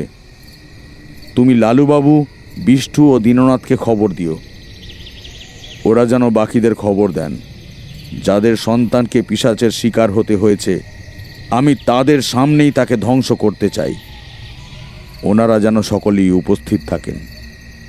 দর্পনারায়ণকে আমি নিজেই উপস্থিত থাকার অনুরোধ করব। সব কিছু জানা তার অধিকার আছে। তবে লালু, বিষ্ণু ও দিনুকে গ্রামের অন্যান্য বাসিন্দাদের এখনই কিছু বলতে নিষেধ করো, নইলে আমার কাজে বাধা পড়ে যাবে। তবে সময় হলে ওরা নিজেরাই এসে উপস্থিত হবে, তাই আগে ভাগে কিছু জানানোর প্রয়োজন নেই। বরেন বলল, আপনি কিচ্ছু চিন্তা করবেন না ঠাকুর মশাই, কেউ কিচ্ছুটি টের পাবে না। এরপর ঝোলায় সমস্ত উপকরণ ভরে এধার ওধার থেকে আরো কিছু খবর সংগ্রহ করে জমিদার বাড়িতে ফিরে এলাম। দেখতে দেখতে সন্ধে ঘনিয়ে এলো। আমি পুনরায় গাত্র বন্ধন করে নিলাম। ঝোলা কাঁধে, ত্রিশূল আর কমণ্ডলু হাতে আমি বেরিয়ে পড়লাম। বরেন আমার সাথে রওনা দিল।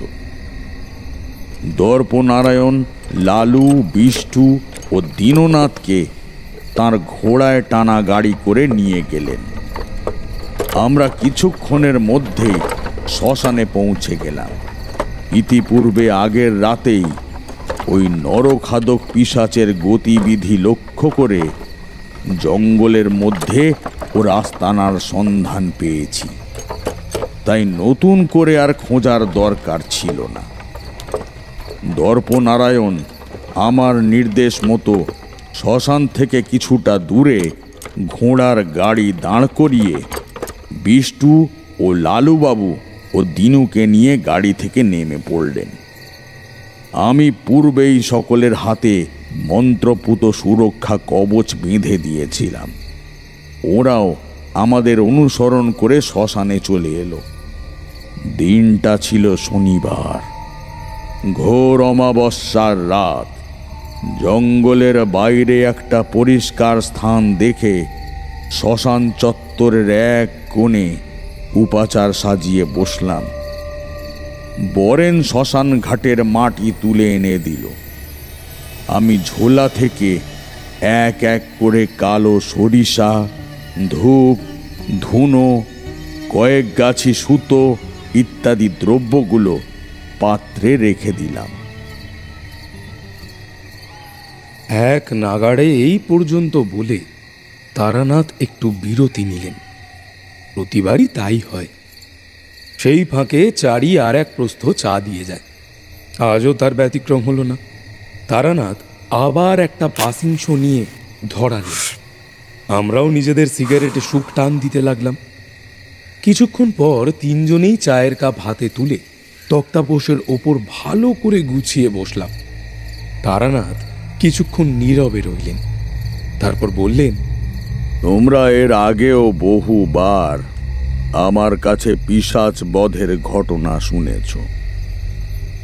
আসলে পিশাচদের বলা হয় অমৃত, অর্থাৎ তাদের নাকি মৃত্যু হয় না। কিছু কালের জন্য তাকে বন্দি করে রাখা যায়, কালান্তরে তারা পুনরায় জেগে ওঠে কিংবা তাদের জাগানো হয়। ঈশ্বর যেমন আমাদের সৃষ্টিকর্তা, তেমনি পিশাচদেরও তিনি সৃষ্টি করেছেন।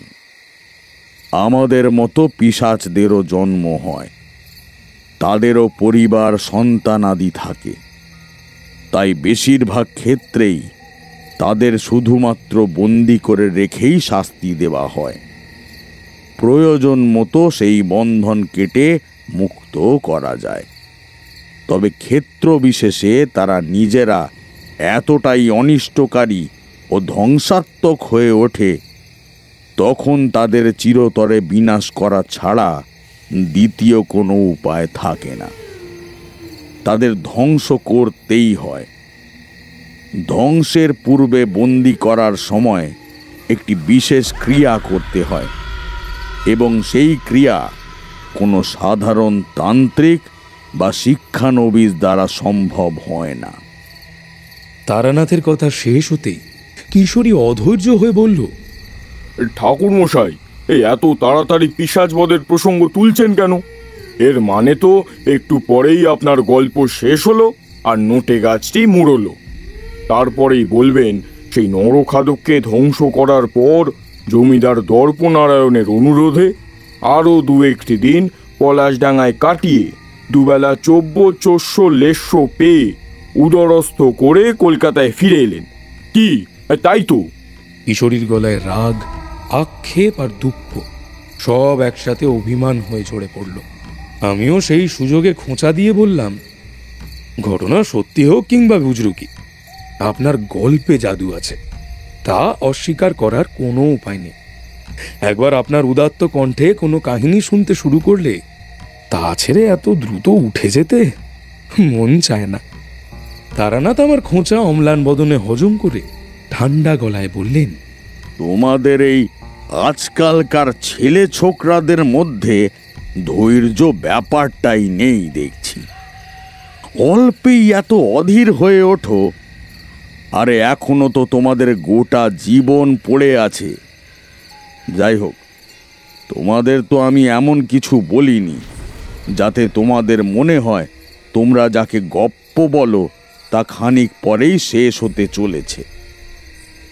আমি তোমাদের বোঝার সুবিধের জন্য আগে থেকে একটু ভূমিকা করে রাখলাম মাত্র।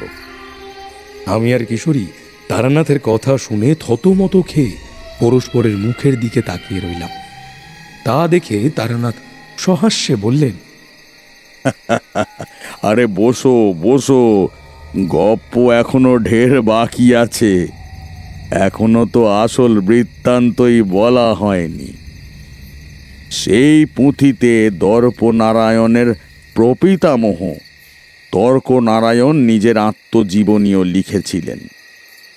তিনি জ্যোতিষবিদ্যায় পারদর্শী ছিলেন। বরেনের দাদামশাই ছিলেন তার প্রিয় শিষ্য। তর্কনারায়ণ মৃত্যুশয্যায় বরেনের দাদামশাই রাম কিঙ্করকে পুঁথিখানা উপহার দিয়ে বলেছিলেন, এই পুঁথি আমি তোমায় দিয়ে যাচ্ছি। আমি চাই না আমার কোনো উত্তরাধিকারীর হাতে পড়ে তার নিন্দা ও সমালোচনার বিষয় হয়ে ওঠে। অথচ সময় বিশেষে এই পুঁথি প্রয়োজনে তাদের কারুর কাজে লাগতে পারে। তারা এসে তোমার দ্বারস্থ হবে। তাছাড়া এই পুঁথিতে কিছু মূল্যবান তথ্য রয়েছে যা কেবল তোমার প্রাপ্য। তাই এই পুঁথিখানা তোমার কাছে থাকাই নিরাপদ। এর কিছুক্ষণের মধ্যেই তর্কনারায়ণের শ্বাস উঠে গেল। তিনি পৃথিবীর মায়া কাটিয়ে চলে গেলেন। রাম কিঙ্কর তখন মাত্র বছর 22-এর যুবক। একদিন রাতে নিজের কুটিরে বসে গুরু তর্কনারায়ণের কথা ভাবছিলেন। এমন সময় তার সেই পুঁথির কথা মনে পড়ে যায়। তিনি পুঁথি খুলে সেই আত্মজীবনীতে দর্পনারায়ণের পিতামহের জন্ম বৃত্তান্ত দেখতে পান। সেই কাহিনী যেমন ভয়াবহ তেমনি মর্মান্তিক। আমি আর কিশোরী সোৎসাহে নড়ে চড়ে বসলাম। তারানাথ বললেন, বেশ কয়েক পৃষ্ঠা জুড়ে লেখা সেই কাহিনীর প্রধান চরিত্র তর্কনারায়ণ নিজেই। পুত্র কন্দর্প নারায়ণ তাঁর ঔরসে জন্মালেও তর্কনারায়ণের বৈধ স্ত্রী পদ্মরানীর পুত্র কন্দর্প নারায়ণ তাঁর ঔরসে জন্মালেও তর্কনারায়ণের বৈধ স্ত্রী পদ্মরানীর গর্ভজাত সন্তান নয়। স্ত্রী পদ্মরানী সন্তান ধারণে অক্ষম ছিলেন। বহু চিকিৎসা করিয়েও কোনো ফল হয়নি। শেষে পদ্মরানী একটা কঠিন সিদ্ধান্ত নেন। তিনি তার সর্বক্ষণের খাস পরিচারিকা বিজয়াকে তর্কনারায়ণের সাথে ঘনিষ্ঠ হতে বলেন। তর্কনারায়ণ প্রথমে পদ্মর প্রস্তাব নাকচ করে দেন। বিদেশ থেকে চিকিৎসক আনিয়ে বন্ধ্যাত্মর চিকিৎসা করাতে থাকেন, কিন্তু শেষ পর্যন্ত ব্যর্থ হয়ে বংশ রক্ষার তাগিদে পদ্মর প্রস্তাবে রাজি হয়ে যান। পদ্মর শর্ত ছিল বিজয়ার গর্ভস্থ সন্তান ভূমিষ্ঠ হলে পদ্মর হাতে তাকে তুলে দিতে হবে এবং বিজয়াকে পলাশডাঙ্গা ছেড়ে অনেক দূরে ভিন গাঁয়ে চলে যেতে হবে। কখনো সে তার নিজের সন্তানের দাবি করতে পারবে না। পরিবর্তে পদ্ম বিজয়ার ছোট ভাইয়ের দুরারোগ্য ব্যাধির চিকিৎসার সব খরচ দেবে। বিজয়া নিজের ভাইকে বাঁচাতে ওই শর্তে রাজি হয়ে যায়। ছোট ভাইকে নিয়ে সেই জমিদার বাড়িতে থাকত, কিন্তু তর্কনারায়ণের সাথে ঘনিষ্ঠ হতে গিয়ে পরস্পরকে ভালোবেসে ফেলে। ঘনিষ্ঠ হবার দিনগুলো ছাড়াও একে অপরের সাথে গোপনে সাক্ষাৎ শুরু করে। তর্ক নারায়ণ বিজয়াকে বিবাহের প্রতিশ্রুতি দিয়ে বলেন, আমাদের সন্তান ভূমিষ্ঠ হলে তাকে দেখাশোনার দায়িত্ব তোমাদের দুই মায়ের। শর্ত যাই থাকুক, আমি পদ্মাকে ঠিক রাজি করিয়ে নেব। তুমিও আমার স্ত্রীর মর্যাদায় এ বাড়ির অন্দরমহলে থাকবে। শুধু আমাদের আর কোনো দ্বিতীয় সন্তান হবে না। যে আসতে চলেছে তাকে পদ্মর হাতে তুলে দিও। পদ্মই হবে তার আসল মা। তোমার আসল পরিচয় লুকিয়ে তুমি তার ছোট মা হয়ে দেখভাল করতে পারবে। এসব কথা অন্দরমহলের বাইরে যেন না যায়। সবাই জানবে চিকিৎসা করিয়ে পদ্ম সন্তান ধারণে সক্ষম হয়েছে। কয়েক মাস তোমাকে আর পদ্মকে পৃথক মহলে একসাথে রাখার ব্যবস্থা করেছি, যাতে কেউ তোমাকে বা পদ্মকে দেখে কিছু টেন না পায়। বিজয়া খুশি হয়েছিল তর্ক নারায়ণের কথায়। সে ছিল অপূর্ব সুন্দরী, ধীর স্থির, মিষ্টভাষিণী। কিন্তু গর্ভধারণের বিষয়টা কেউ ধরতে না পারলেও পদ্ম কিন্তু তার স্বামীর সাথে বিজয়ার ভালোবাসার সম্পর্কের কথা জেনে যায়। বিজয়াকে তর্ক নারায়ণ তার দ্বিতীয় স্ত্রী করে আনতে চাইলে পদ্ম তাকে বাধা দেয়। বিজয়াকে শর্তের কথা মনে করিয়ে তাকে ভয় দেখাতে থাকেন। সন্তান ভূমিষ্ঠ হতেই তাকে বুকে তুলে নিয়ে লোক দিয়ে বিজয়া আর তার ভাইকে মহল থেকে বের করে দেন। রক্তাক্ত কলেবরে গ্রামের শেষ প্রান্তে ছোট ভাইটিকে নিয়ে গাছতলায় পড়ে থাকে বিজয়া। তর্ক নারায়ণ তাদের খুঁজে বের করে ওই শ্মশান ধারে একটি বাড়িতে তাদের থাকার ব্যবস্থা করে দেন এবং নিয়মিত সেখানে যাতায়াত শুরু করেন। পদ্মরানী এক অসৎ তান্ত্রিকের শরণাপন্ন হন। তার নাম ভবানী। কিন্তু কালো জাদু, বশীকরণ, তন্ত্রমন্ত্র কোনোটাই সুফল দিল না। তর্ক নারায়ণ বিজয়াকে বিবাহ করে ওই কুটিরেই থাকতে শুরু করেন। পদ্মরানী ভবানী তান্ত্রিককে প্রচুর অর্থের লোভ দেখিয়ে বিজয়া ও তার ভাইকে একসাথে হত্যা করার পরিকল্পনা করেন। ভবানী তান্ত্রিক নিজে হাতে সেই কাজ না করে এক রাতে এক ভয়ঙ্কর পিশাচকে আহ্বান করে। সেই পিশাচকে বিজয়াদের কুটির চিনিয়ে দেয়। নির্দিষ্ট দিনে তাদের মারার নির্দেশ দেয়। পিশাচ তার হুকুম তামিল করে। একবার তর্ক নারায়ণকে কিছুদিনের জন্যে বার্মায় যেতে হয়।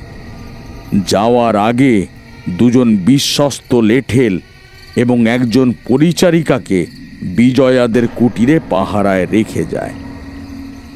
বিজয়া তখন 5 মাসের অন্তঃসত্ত্বা ছিল। তর্ক নারায়ণের অনুপস্থিতির সুযোগ নিয়ে পদ্মরানী ভবানী তান্ত্রিককে খবর দেয়। তান্ত্রিকের নির্দেশে মধ্যরাতে পিশাচ প্রথমে কুটিরে ঢুকে প্রথমে লেঠেল ও পরিচারিকার ওপর আক্রমণ চালায় এবং ওদের ক্ষতবিক্ষত করে ওদের চোখের সামনেই বিজয়া ও তার ভাইকে নিষ্ঠুরভাবে হত্যা করে তাদের মৃতদেহ ভক্ষণ করে। শুধু কিছু বিশেষ অঙ্গ এবং হাড়গোড় অবশিষ্ট থেকে যায় মাত্র। পিশাচ একবার যদি কারো দেহের মাংস খুবলে খায় তাহলে তার মৃত্যু নিশ্চিত হয়ে যায়।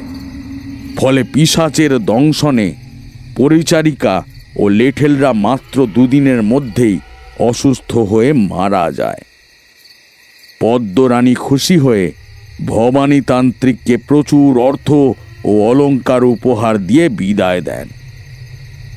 কন্দর্প নারায়ণ পদ্মরানীর সন্তান হিসেবেই বেড়ে ওঠেন। এদিকে সেই অসৎ তান্ত্রিক পিশাচ আহ্বান মন্ত্র জানলেও তাকে বিতাড়ন করার পদ্ধতি কিন্তু তার জানা ছিল না। পিশাচকে দিয়ে কোনো কার্য সিদ্ধি করবার পর তাকে বিতাড়ন করতে হয়, নইলে পিশাচ তার আহ্বানকারীকে হত্যা করে তার শরীর ধারণ করে এবং পৈশাচিক হত্যা লীলা চালাতে থাকে। তবে এক্ষেত্রে ভবানীতান্ত্রিকের বিতাড়ন মন্ত্র জানা না থাকলেও তাকে বন্দি করার মন্ত্র জানা ছিল। ভবানী বিপদ বুঝে পিশাচের আক্রমণ করার আগেই ওই নরখাদক পিশাচকে শ্মশানের জঙ্গলে একটা কাঠের বাক্সে বন্দি করে মাটিতে পুঁতে দিল। ওদিকে অবশিষ্ট হাড়গোড়, মাথার চুল, নখ ইত্যাদি পড়ে থাকতে দেখে গোটা গাঁয়ে রটে গেল বিজয়া আর তার ভাইকে শ্মশানের কোনো অপদেবতা গ্রাস করেছে এবং তাদের বাঁচাতে গিয়ে লেঠেল ও পরিচারিকাও তার আক্রমণের শিকার হয়েছে।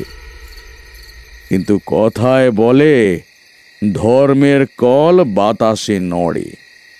সিন্দুক খুলে ভবানীতান্ত্রিককে অর্থ, অলংকার ইত্যাদি পুরস্কার দেওয়ার সময় ওদের সমস্ত কথোপকথন আড়াল থেকে পদ্মরানীর অপর এক পরিচারিকা শুনে ফেলে। সে কিন্তু এই অন্যায় মেনে নেয় না। এদিকে তর্ক নারায়ণ বার্মা থেকে ফিরে সব শুনে শোকে মুহ্যমান হয়ে পড়েন। সকলেই অপদেবতার কথা বলে। সেই অপদেবতাকে বধ করার উদ্দেশ্যে সেই রাতেই তিনি শ্মশানের দিকে অগ্রসর হন। পরিচারিকা মালতী গোপনে তাকে অনুসরণ করে সেখানে উপস্থিত হয় এবং তর্ক নারায়ণকে সব ঘটনা খুলে বলে। তর্ক নারায়ণ তখনই জমিদার বাড়িতে এসে লোক লস্কর পাঠিয়ে ভবানীতান্ত্রিককে ধরে আনার হুকুম দেন। তারা ভবানীকে ধরে আনে। তর্ক নারায়ণ পদ্মরানী ও ভবানীতান্ত্রিকের শিরচ্ছেদের নির্দেশ দেন। জল্লাদকে ডেকে পাঠানো হয়। এদিকে পদ্মরানী হাতে পায়ে ধরে শত ক্ষমা চাইলেও তার সেই জঘন্য অপরাধের কোনো ক্ষমা ছিল না। বিজয়ার সাথে সাথে পিশাচের হাতে মরতে হয়েছিল তার অসুস্থ নিরীহ ভাইটিকেও। তাছাড়া বিজয়ার গর্ভে তর্ক নারায়ণের দ্বিতীয় সন্তানের ভ্রূণ ছিল। সব জেনে শুনে এত বড় অন্যায় করতে যে পারে তাকে কখনোই ছেড়ে দেওয়া যায় না। তাই তর্ক নারায়ণও পাপের শাস্তি দিতে ছাড়েননি। ভবানীতান্ত্রিকের মুণ্ডচ্ছেদ চোখের নিমেষে করে ফেললেও জমিদার গিন্নির ক্ষেত্রে সে কাজ করতে জল্লাদের বুক কেঁপে ওঠে। তার হাত থেকে তলোয়ার পড়ে যায়।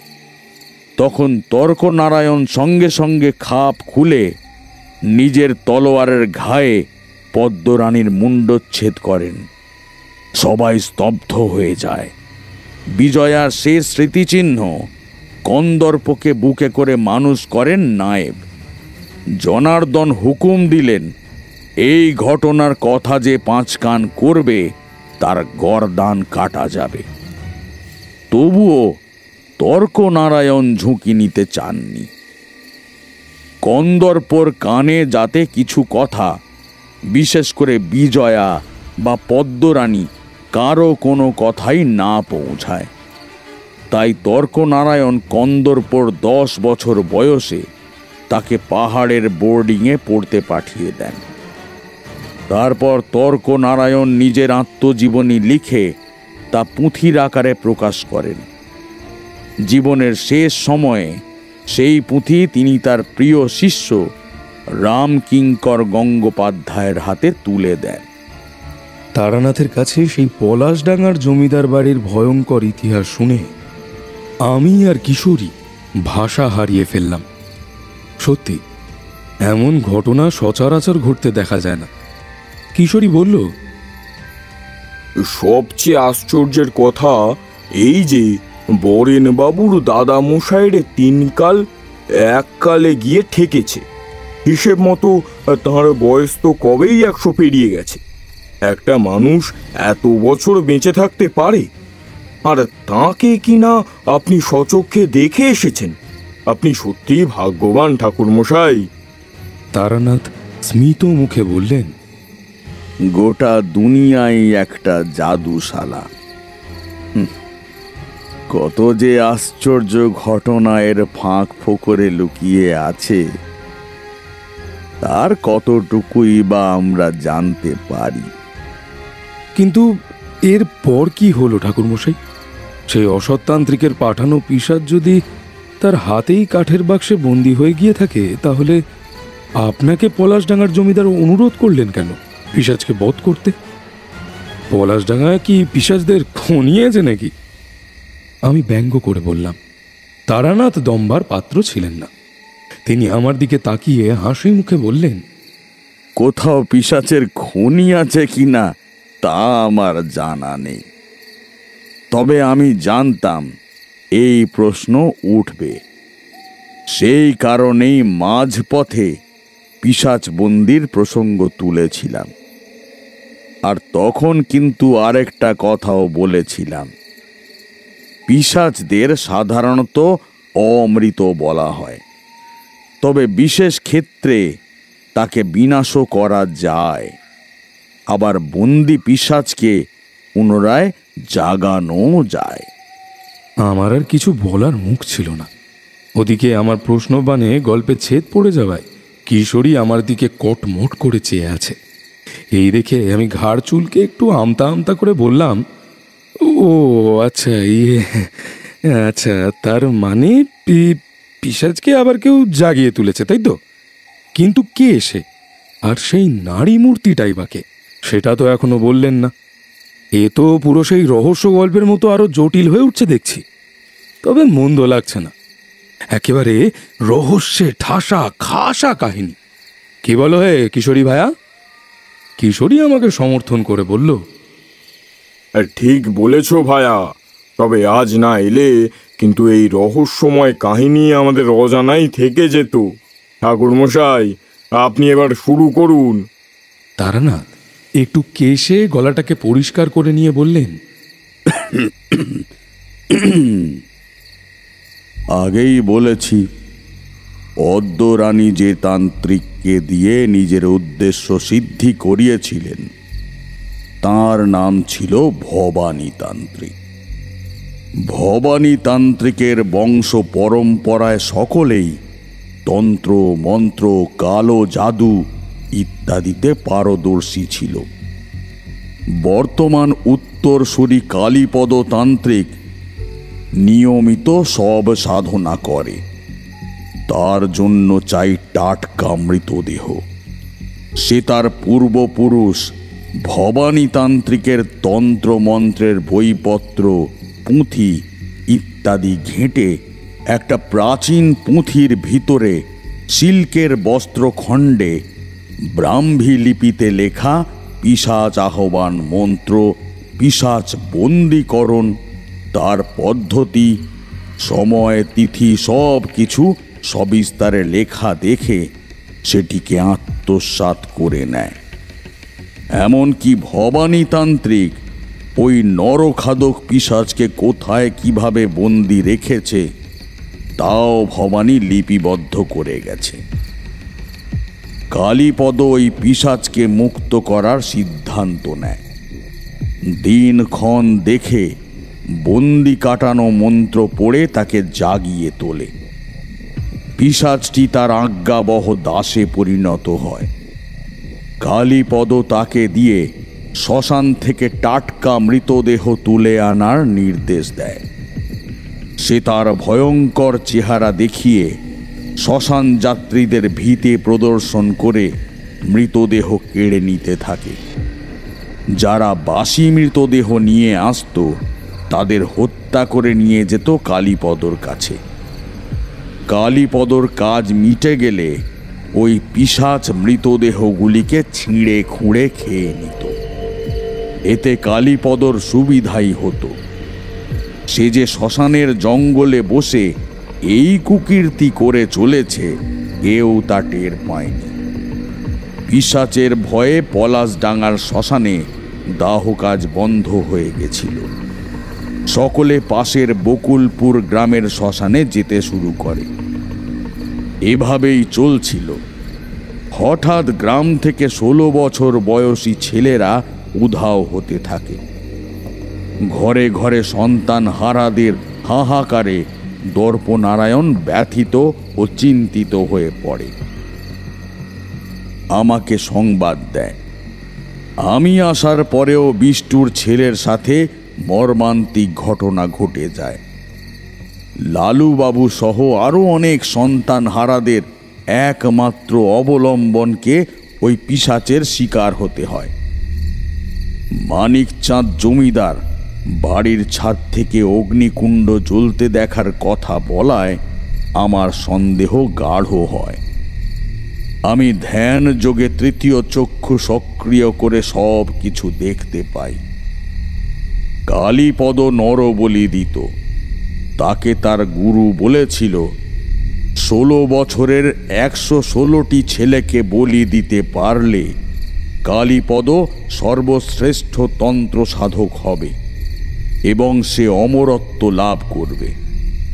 পিশাচকে প্রথমে পলাশডাঙ্গা থেকে 16 বছরের সবকটি ছেলেকে ধরে আনার আদেশ দেয়। পিশাচরা সহজেই নিজের রূপ পরিবর্তন করতে পারে। বিভিন্ন সময়ে বিভিন্ন রূপ ধরে ছেলেদের বশে এনে নিয়ে যেতে থাকে। খেলার মাঠ থেকে একইভাবে লালুবাবুর ছেলে কানাইকেও ইশারায় ডেকে ভুলিয়ে ভালিয়ে নিয়ে যাওয়া হয়। গোপাল দেখেছিল বটে, কিন্তু সে ছেলে মানুষ, তাই বিষয়টাকে অতটা তলিয়ে দেখেনি। এরপর দর্পনারায়ণের নির্দেশে ছেলেদের তার বাড়িতে কড়া পাহারায় রেখে দেন। বেগতিক দেখে কালীপদ পিশাচকে অবিলম্বে অন্যান্য গ্রাম থেকে ছেলেদের তুলে আনার হুকুম দেয়। কিন্তু মায়ের কৃপায় আমি মাঝখানে এসে পড়ায় তার সেই অসৎ উদ্দেশ্য আর সফল হতে পারে না। আমি ওই পিশাচকে বিনাশ করার সিদ্ধান্ত গ্রহণ করি। আমি সে রাতে শ্মশানে উন্মুক্ত স্থানে বসেই ক্রিয়াকর্ম করার পরিকল্পনা করেছিলাম, কারণ জঙ্গলের দিকে নজর রাখার বিশেষ প্রয়োজন ছিল। পলাশডাঙ্গার শ্মশানের ওই বিধ্বংসী নরখাদকটিকে ধ্বংস করার আগে তাকে বিশেষ উপায়ে বন্দী করতে হয়েছিল। খানিক আগে তোমাদের কথা প্রসঙ্গে এই কথাটি বলতে চেয়েছিলাম। এখানে বলে রাখি, ভূত প্রেত পিশাচ হলো শিবের দাস। তাদের শিবের অধীনে থাকতে হয়। আমি জয় শিব শম্ভু বলে আমার ক্রিয়াকর্মাদি শুরু করে দিলাম। কালীপদ তা ইতিমধ্যেই টের পেয়ে গেছে। জঙ্গলের ভিতর থেকে তখন গুরুগম্ভীর গলায় মন্ত্র ভেসে আসছে। এক নাগাড়ে পাঠ করার পর অবশেষে একটা কালো ধোঁয়ার কুণ্ডলী থেকে বেরিয়ে এলো সেই ভয়ঙ্কর দর্শন কৃষ্ণবর্ণ পিশাচ। কালীপদ প্রতিদিন নির্দিষ্ট সময়ের জন্য পিশাচকে বন্দি মুক্ত করে দিত। তারপর নিজের কার্যসিদ্ধি হয়ে গেলেই আবার তাকে বন্দি করে দিত। সেই মুহূর্তে পিশাচকে মুক্ত করে আহ্বান করার পর ওর ওই সাপদের মতো সুচালো মুখ, রক্তচক্ষু, রক্তমাখা দাঁতের সারি, ঠোঁটের দুপাশ থেকে বেরিয়ে আসা সদন্ত, ক্রুদ্ধ গর্জন, সব মিলিয়ে সেই ধ্বংসাত্মক চেহারা দেখে কালীপদ নিজেই ভয় পেয়ে গেল। তার উদ্দেশ্য ছিল পিশাচ পাঠিয়ে আমাকে হত্যা করা। এর আগে আমি আর বরেন ছাড়া জঙ্গলে কালীপদর অস্তিত্ব সম্পর্কে কেউ কিছু টের পায়নি। কিন্তু ওই মুহূর্তে মন্ত্র পাঠের শব্দ শুনে সবাই সজাগ হয়ে উঠল। দর্পনারায়ণ রাগত স্বরে ভ্রুভঙ্গি করে বললেন, জঙ্গলের ভিতর থেকে মন্ত্র পাঠের আওয়াজ আসছে কি করে? কে? কে আছে ওখানে? কে? সকলের মনে তখন একই প্রশ্ন। শব্দের উৎস লক্ষ্য করে তারা সেদিকে এগিয়ে যেতে উদ্যত হল। বরেন হাত তুলে তাদের থামালো। তারা জিজ্ঞাসু দৃষ্টিতে আমার দিকে তাকিয়ে রইলেন। আমি তাদের ধৈর্য ধরে অপেক্ষা করতে বললাম। এরপর মা তারাকে স্মরণ করে পিশাচ বন্দির সমস্ত উপাচার উপকরণ একত্রিত করলাম। প্রথমে একটা মুখ বন্ধ কাঁচের বোতলকে সামনে রেখে তার কিয়দাংশ জলপূর্ণ করে দিলাম। সুতোর সাথে সুতো জুড়ে তাতে ফুঁক দিয়ে বন্ধ বন্ধ শিব, বন্ধ শিব বন্ধ, মোর মন্ত্রে পিশাচ শ্মশান পিশাচ করিনু বন্ধ, বন্ধ বন্ধ শিব, বন্ধ শিব বন্ধ। এমন সময় সেই পিশাচের প্রবল হুঙ্কার শুনে সকলে ভয়ে থরথর করে কেঁপে উঠল। আমি মন্ত্রটি 21 বার জপ করে সুতোয় 60টি গিঁট বেঁধে দিতেই জঙ্গলের ভিতরে হঠাৎ আলোড়নের সৃষ্টি হলো। জঙ্গলটা আমাদের থেকে বেশ কয়েক হাত দূরে অবস্থিত। তর্জন গর্জন লম্ফঝম্পর শব্দ ক্রমে বেড়েই যাচ্ছিল।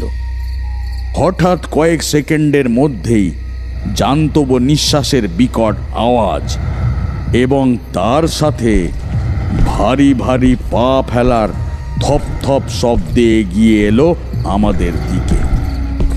কি বিভৎস সেই চেহারা! হাতের থাবার ঘায়ে যে কেউ মুহূর্তে রক্তাক্ত ক্ষতবিক্ষত হয়ে যেতে পারে। প্রথমেই আমার দিকে ধেয়ে আসছে দেখে উল্লসিত কালীপদ অট্টহাসিতে ফেটে পড়ল। আমি আর এক মুহূর্ত দেরি না করে শ্মশানের মাটি, কালো সরিষা, ধূপ ধুনো সব একসাথে মিশিয়ে ফুঁক দিয়ে সেই বোতলের ঢাকনা খুলে তার ভিতর পুরে দিলাম। বোতলের তলায় কিছুটা জল ছিল। গিঁট বাঁধা সুতোটাকে হাতে নিয়ে তার ওপর বোতলটাকে রেখে পুনরায় বন্দি মন্ত্রটি উচ্চারণ করে আবার ফুঁক দিলাম। সঙ্গে সঙ্গে পিশাচের পৈশাচিক আর্তনাদ ভেসে এলো। যে মিশমিশে কালো অবয়বটাকে ছটফট করতে করতে এগিয়ে আসতে দেখেছিলাম, সেটা হঠাৎ একটা কালো ধোঁয়াটে রেখায় পরিণত হয়ে লাটিমের মতো ঘুরপাক খেতে লাগলো। সে এক আশ্চর্য ভয়াবহ দৃশ্য। তার পাহাড় প্রমাণ চেহারাকে ওভাবে কুণ্ডলি পাকিয়ে ঘুরতে দেখলে মনে হবে বিস্তীর্ণ চরাচর জুড়ে এক বিধ্বংসী ঘূর্ণিপাকের সৃষ্টি হয়েছে। সকলে আতঙ্কিত হয়ে ঘূর্ণিঝড় আসছে ভেবে ছুটে পালাতে যাচ্ছিল, কিন্তু মন্ত্র বলে ততক্ষণে সেটা ধীরে ধীরে ছোট হতে শুরু করলো। এক সময় ধোঁয়াটে অবয়বটা ছাইয়ের মতো হাওয়ায় উড়ে এসে শটান বোতলের মুখ গলে ভিতরে ঢুকে গেল। মুহূর্তে টের পেলাম বোতলের ওজন আগের তুলনায় বেড়ে গেছে। সঙ্গে সঙ্গে বোতলের মুখে ঢাকনা এঁটে গিঁট দেওয়া সুতোটাকে গোড়া থেকে মাথা দিয়ে চারদিকে 2.5-3 প্যাঁচ দিয়ে কষে বেঁধে ফেললাম। তারপর ওকে চিরতরে বিনাশ করতে ওই বোতলটাকে যজ্ঞের আগুনে নিক্ষেপ করে দিলাম। এক লহমায় তার অস্তিত্ব পৃথিবী থেকে মুছে গেল।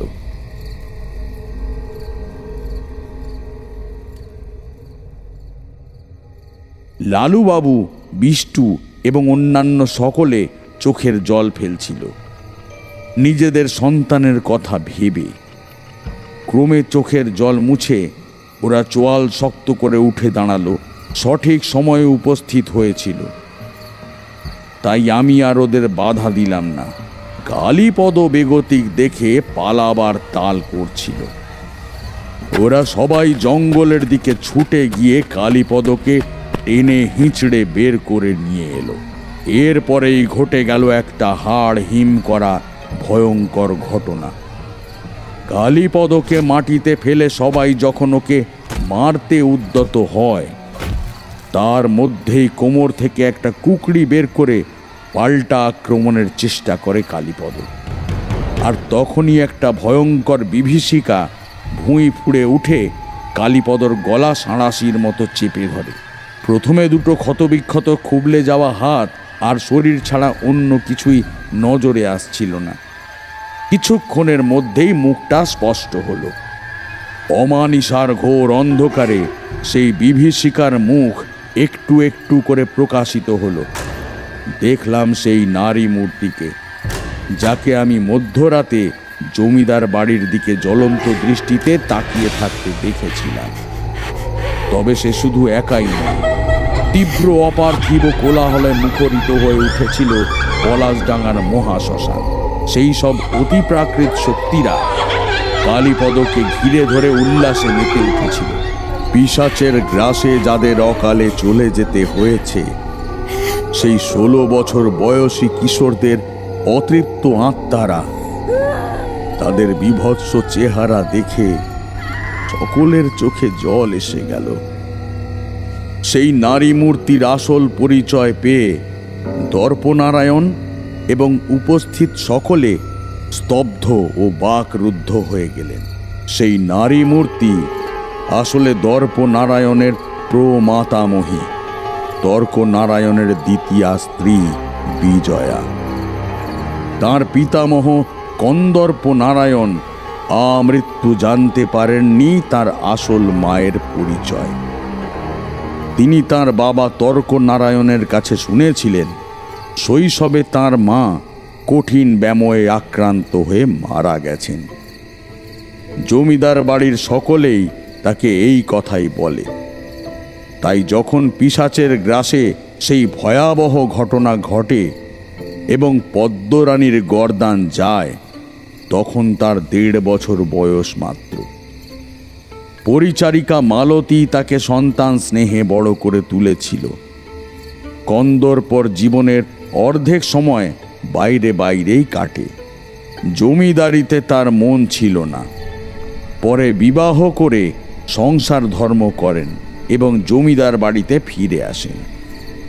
বহু বছর পর কালের নিয়মে বিজয়ার অতৃপ্ত আত্মা জেগে উঠেছিল ভবানীর বংশকে নির্বংশ করে দিতে। দর্পনারায়ণ অশ্রুসিক্ত নয়নে তার প্রমাতামহীকে দেখছিলেন। আমরা সকলে বিহ্বল হয়ে পড়েছিলাম। হঠাৎ একটা আর্তনাদ শুনে চমকে তাকালাম। দেখলাম কালীপদর চোখ দুটো বিস্ফারিত হয়ে ঠেলে বেরিয়ে এসেছে। কোনো কথা বলতে পারছে না। গোঙানির মতো শব্দ বেরোচ্ছে শুধু। সেই অপার্থিব শক্তিরা একে একে তাকে পদপিষ্ঠ করে চলে যাচ্ছে। কোনো মতে ওঠার চেষ্টা করছিল, কিন্তু তার আগে চোখের নিমেষে বিজয়া তার গলা ধরে একেবারে শূন্যে ছুঁড়ে দিল। অত উঁচুতে তাকে একটা বিন্দুর মতো দেখাচ্ছিল। সেখান থেকে যখন মাটিতে আছড়ে পড়ল, তখন সে রক্তাক্ত মৃতপ্রায়। শিরদাঁড়া ভেঙে গেছে, ঘাড় ভাঙা, পুতুলের মতো পড়েছিল সে। বিজয়ার অপার্থিব হাতের চাপে কালীপদর মুন্ডুটা দেহ থেকে আলাদা হতে বেশি সময় লাগল না। পিশাচের সাথে সাথে বধ হয়ে গেল তার আহ্বায়কের শেষ বংশধর কালীপদ তান্ত্রিক। সে অকৃতদার ছিল। বিজয়া তার পৌত্র তর্কনারায়ণের দিকে অলিক দৃষ্টিতে তাকিয়েছিলেন। নবীন প্রবীণের মেলবন্ধনে লৌকিক তথা অতিলৌকিক দৃষ্টি বিনিময়ের সেই অভূতপূর্ব দৃশ্য আমি আজও ভুলতে পারিনি। সকলেই তাদের 2 চোখ ভরে দেখেছে বরেনের দাদামশাই রামকিঙ্করকে নিয়ে আসা হলো। তিনি তার গুরুপত্নীর দিকে নির্নিমেষে তাকিয়ে রইলেন। তর্কনারায়ণ বর্মায় যাওয়ার আগে রামকিঙ্করকে বলে গেছিলেন বিজয়ার খবর নিও রামকিঙ্কর। তিনি তোমার প্রকৃত গুরু পত্নী। গুরুর আদেশ তিনি অক্ষরে অক্ষরে পালন করেছিলেন। প্রতিদিন তাকে দেখে আসতেন, ভালো মন্দ খবরাখবর নিতেন। কিন্তু দুর্ভাগ্যবশত পিশাচ আক্রমণের দিন পদ্মরানী তাকে খবরাখবর নিতে নিজের পিত্রালয়ে পাঠান। সঙ্গে বেশ কিছু জিনিসপত্র দিয়ে তিনি বলেন, বহুদিন পিত্রালয় থেকে কোনো চিঠিপত্র আসেনি, তাই তিনি উতলা হয়ে উঠেছিলেন। তাই রামকিঙ্কর যেন খবরাখবর নিয়ে উপহারগুলো তাদের হাতে তুলে দিয়ে আসে। পরিচারিকা মালতী তখন পদ্মরানীর হুকুমে ছেলে কন্দর্পকে ঘুম পাড়ানোর কাজে ব্যস্ত ছিল, তাই তার পক্ষে তখনই কিছু জানা সম্ভব হয়নি। সে জানলে রামকিঙ্করকে সাবধান করে দিত। যাবার ইচ্ছে না থাকলেও রামকিঙ্কর গুরুপত্নী পদ্মরানীর মুখের ওপরে না বলতে পারেননি। তাছাড়া পদ্মরানীর নিখুঁত অভিনয়ের ফলে তিনি কিছু আঁচ করতে পারেননি। কোনো রকম সন্দেহ জাগেনি তার মনে। তবে রামকিঙ্কর না গেলে তাকেও ওই পিশাচের হাতেই প্রাণটা দিতে হতো। যাই হোক, তিনি ফিরে এসে দেখেন সব শেষ হয়ে গেছে। তখন তিনি সব বুঝতে পারেন। অনুশোচনায় দগ্ধ হতে হতে মানসিক যন্ত্রণা সহ্য করতে না পেরে এক রাতে গলায় ফাঁস দিয়ে আত্মহত্যা করতে উদ্যত হন। তর্কনারায়ণ বার্মা থেকে ফিরে সব ঘটনা শোনার পর রামকিঙ্করের বাড়িতে গিয়ে ঠিক সেই মুহূর্তেই উপস্থিত হন। তিনি রামকিঙ্করকে আত্মহত্যা থেকে নিরস্ত করেন। গুরুপত্নী বিজয়ার দিকে ছলো ছলো চোখে তাকিয়ে সেই ঘটনার স্মৃতিচারণ করছিলেন রামকিঙ্কর। তারপর তার দেহে আর কোনো সাড় ছিল না। শ্মশান ভূমিতে গুরুপত্নীর অপার্থিব অস্তিত্বের সামনে বসে তিনি পার্থিব মায়া কাটিয়ে চলে গেলেন। আমরা তার সৎকার সেরে ফিরে এলাম। কাহিনী শেষ করে তারানাথ উদাস দৃষ্টিতে বাইরে তাকিয়েছিলেন। আমরাও স্তব্ধ হয়ে গেছিলাম। কিশোরী নীরবতা ভেঙে জিজ্ঞেস করল, বিজয়ার আত্মাই কি তবে রামকিঙ্করকে সাথে নিয়ে গেল? তারানাথ একটা দীর্ঘশ্বাস ছেড়ে শুধু বললেন, হয়তো। আমরাও সেদিনকার মতো উঠে পড়লাম। আবার দিন গোনা শুরু হলো পরবর্তী গল্পের অপেক্ষায়।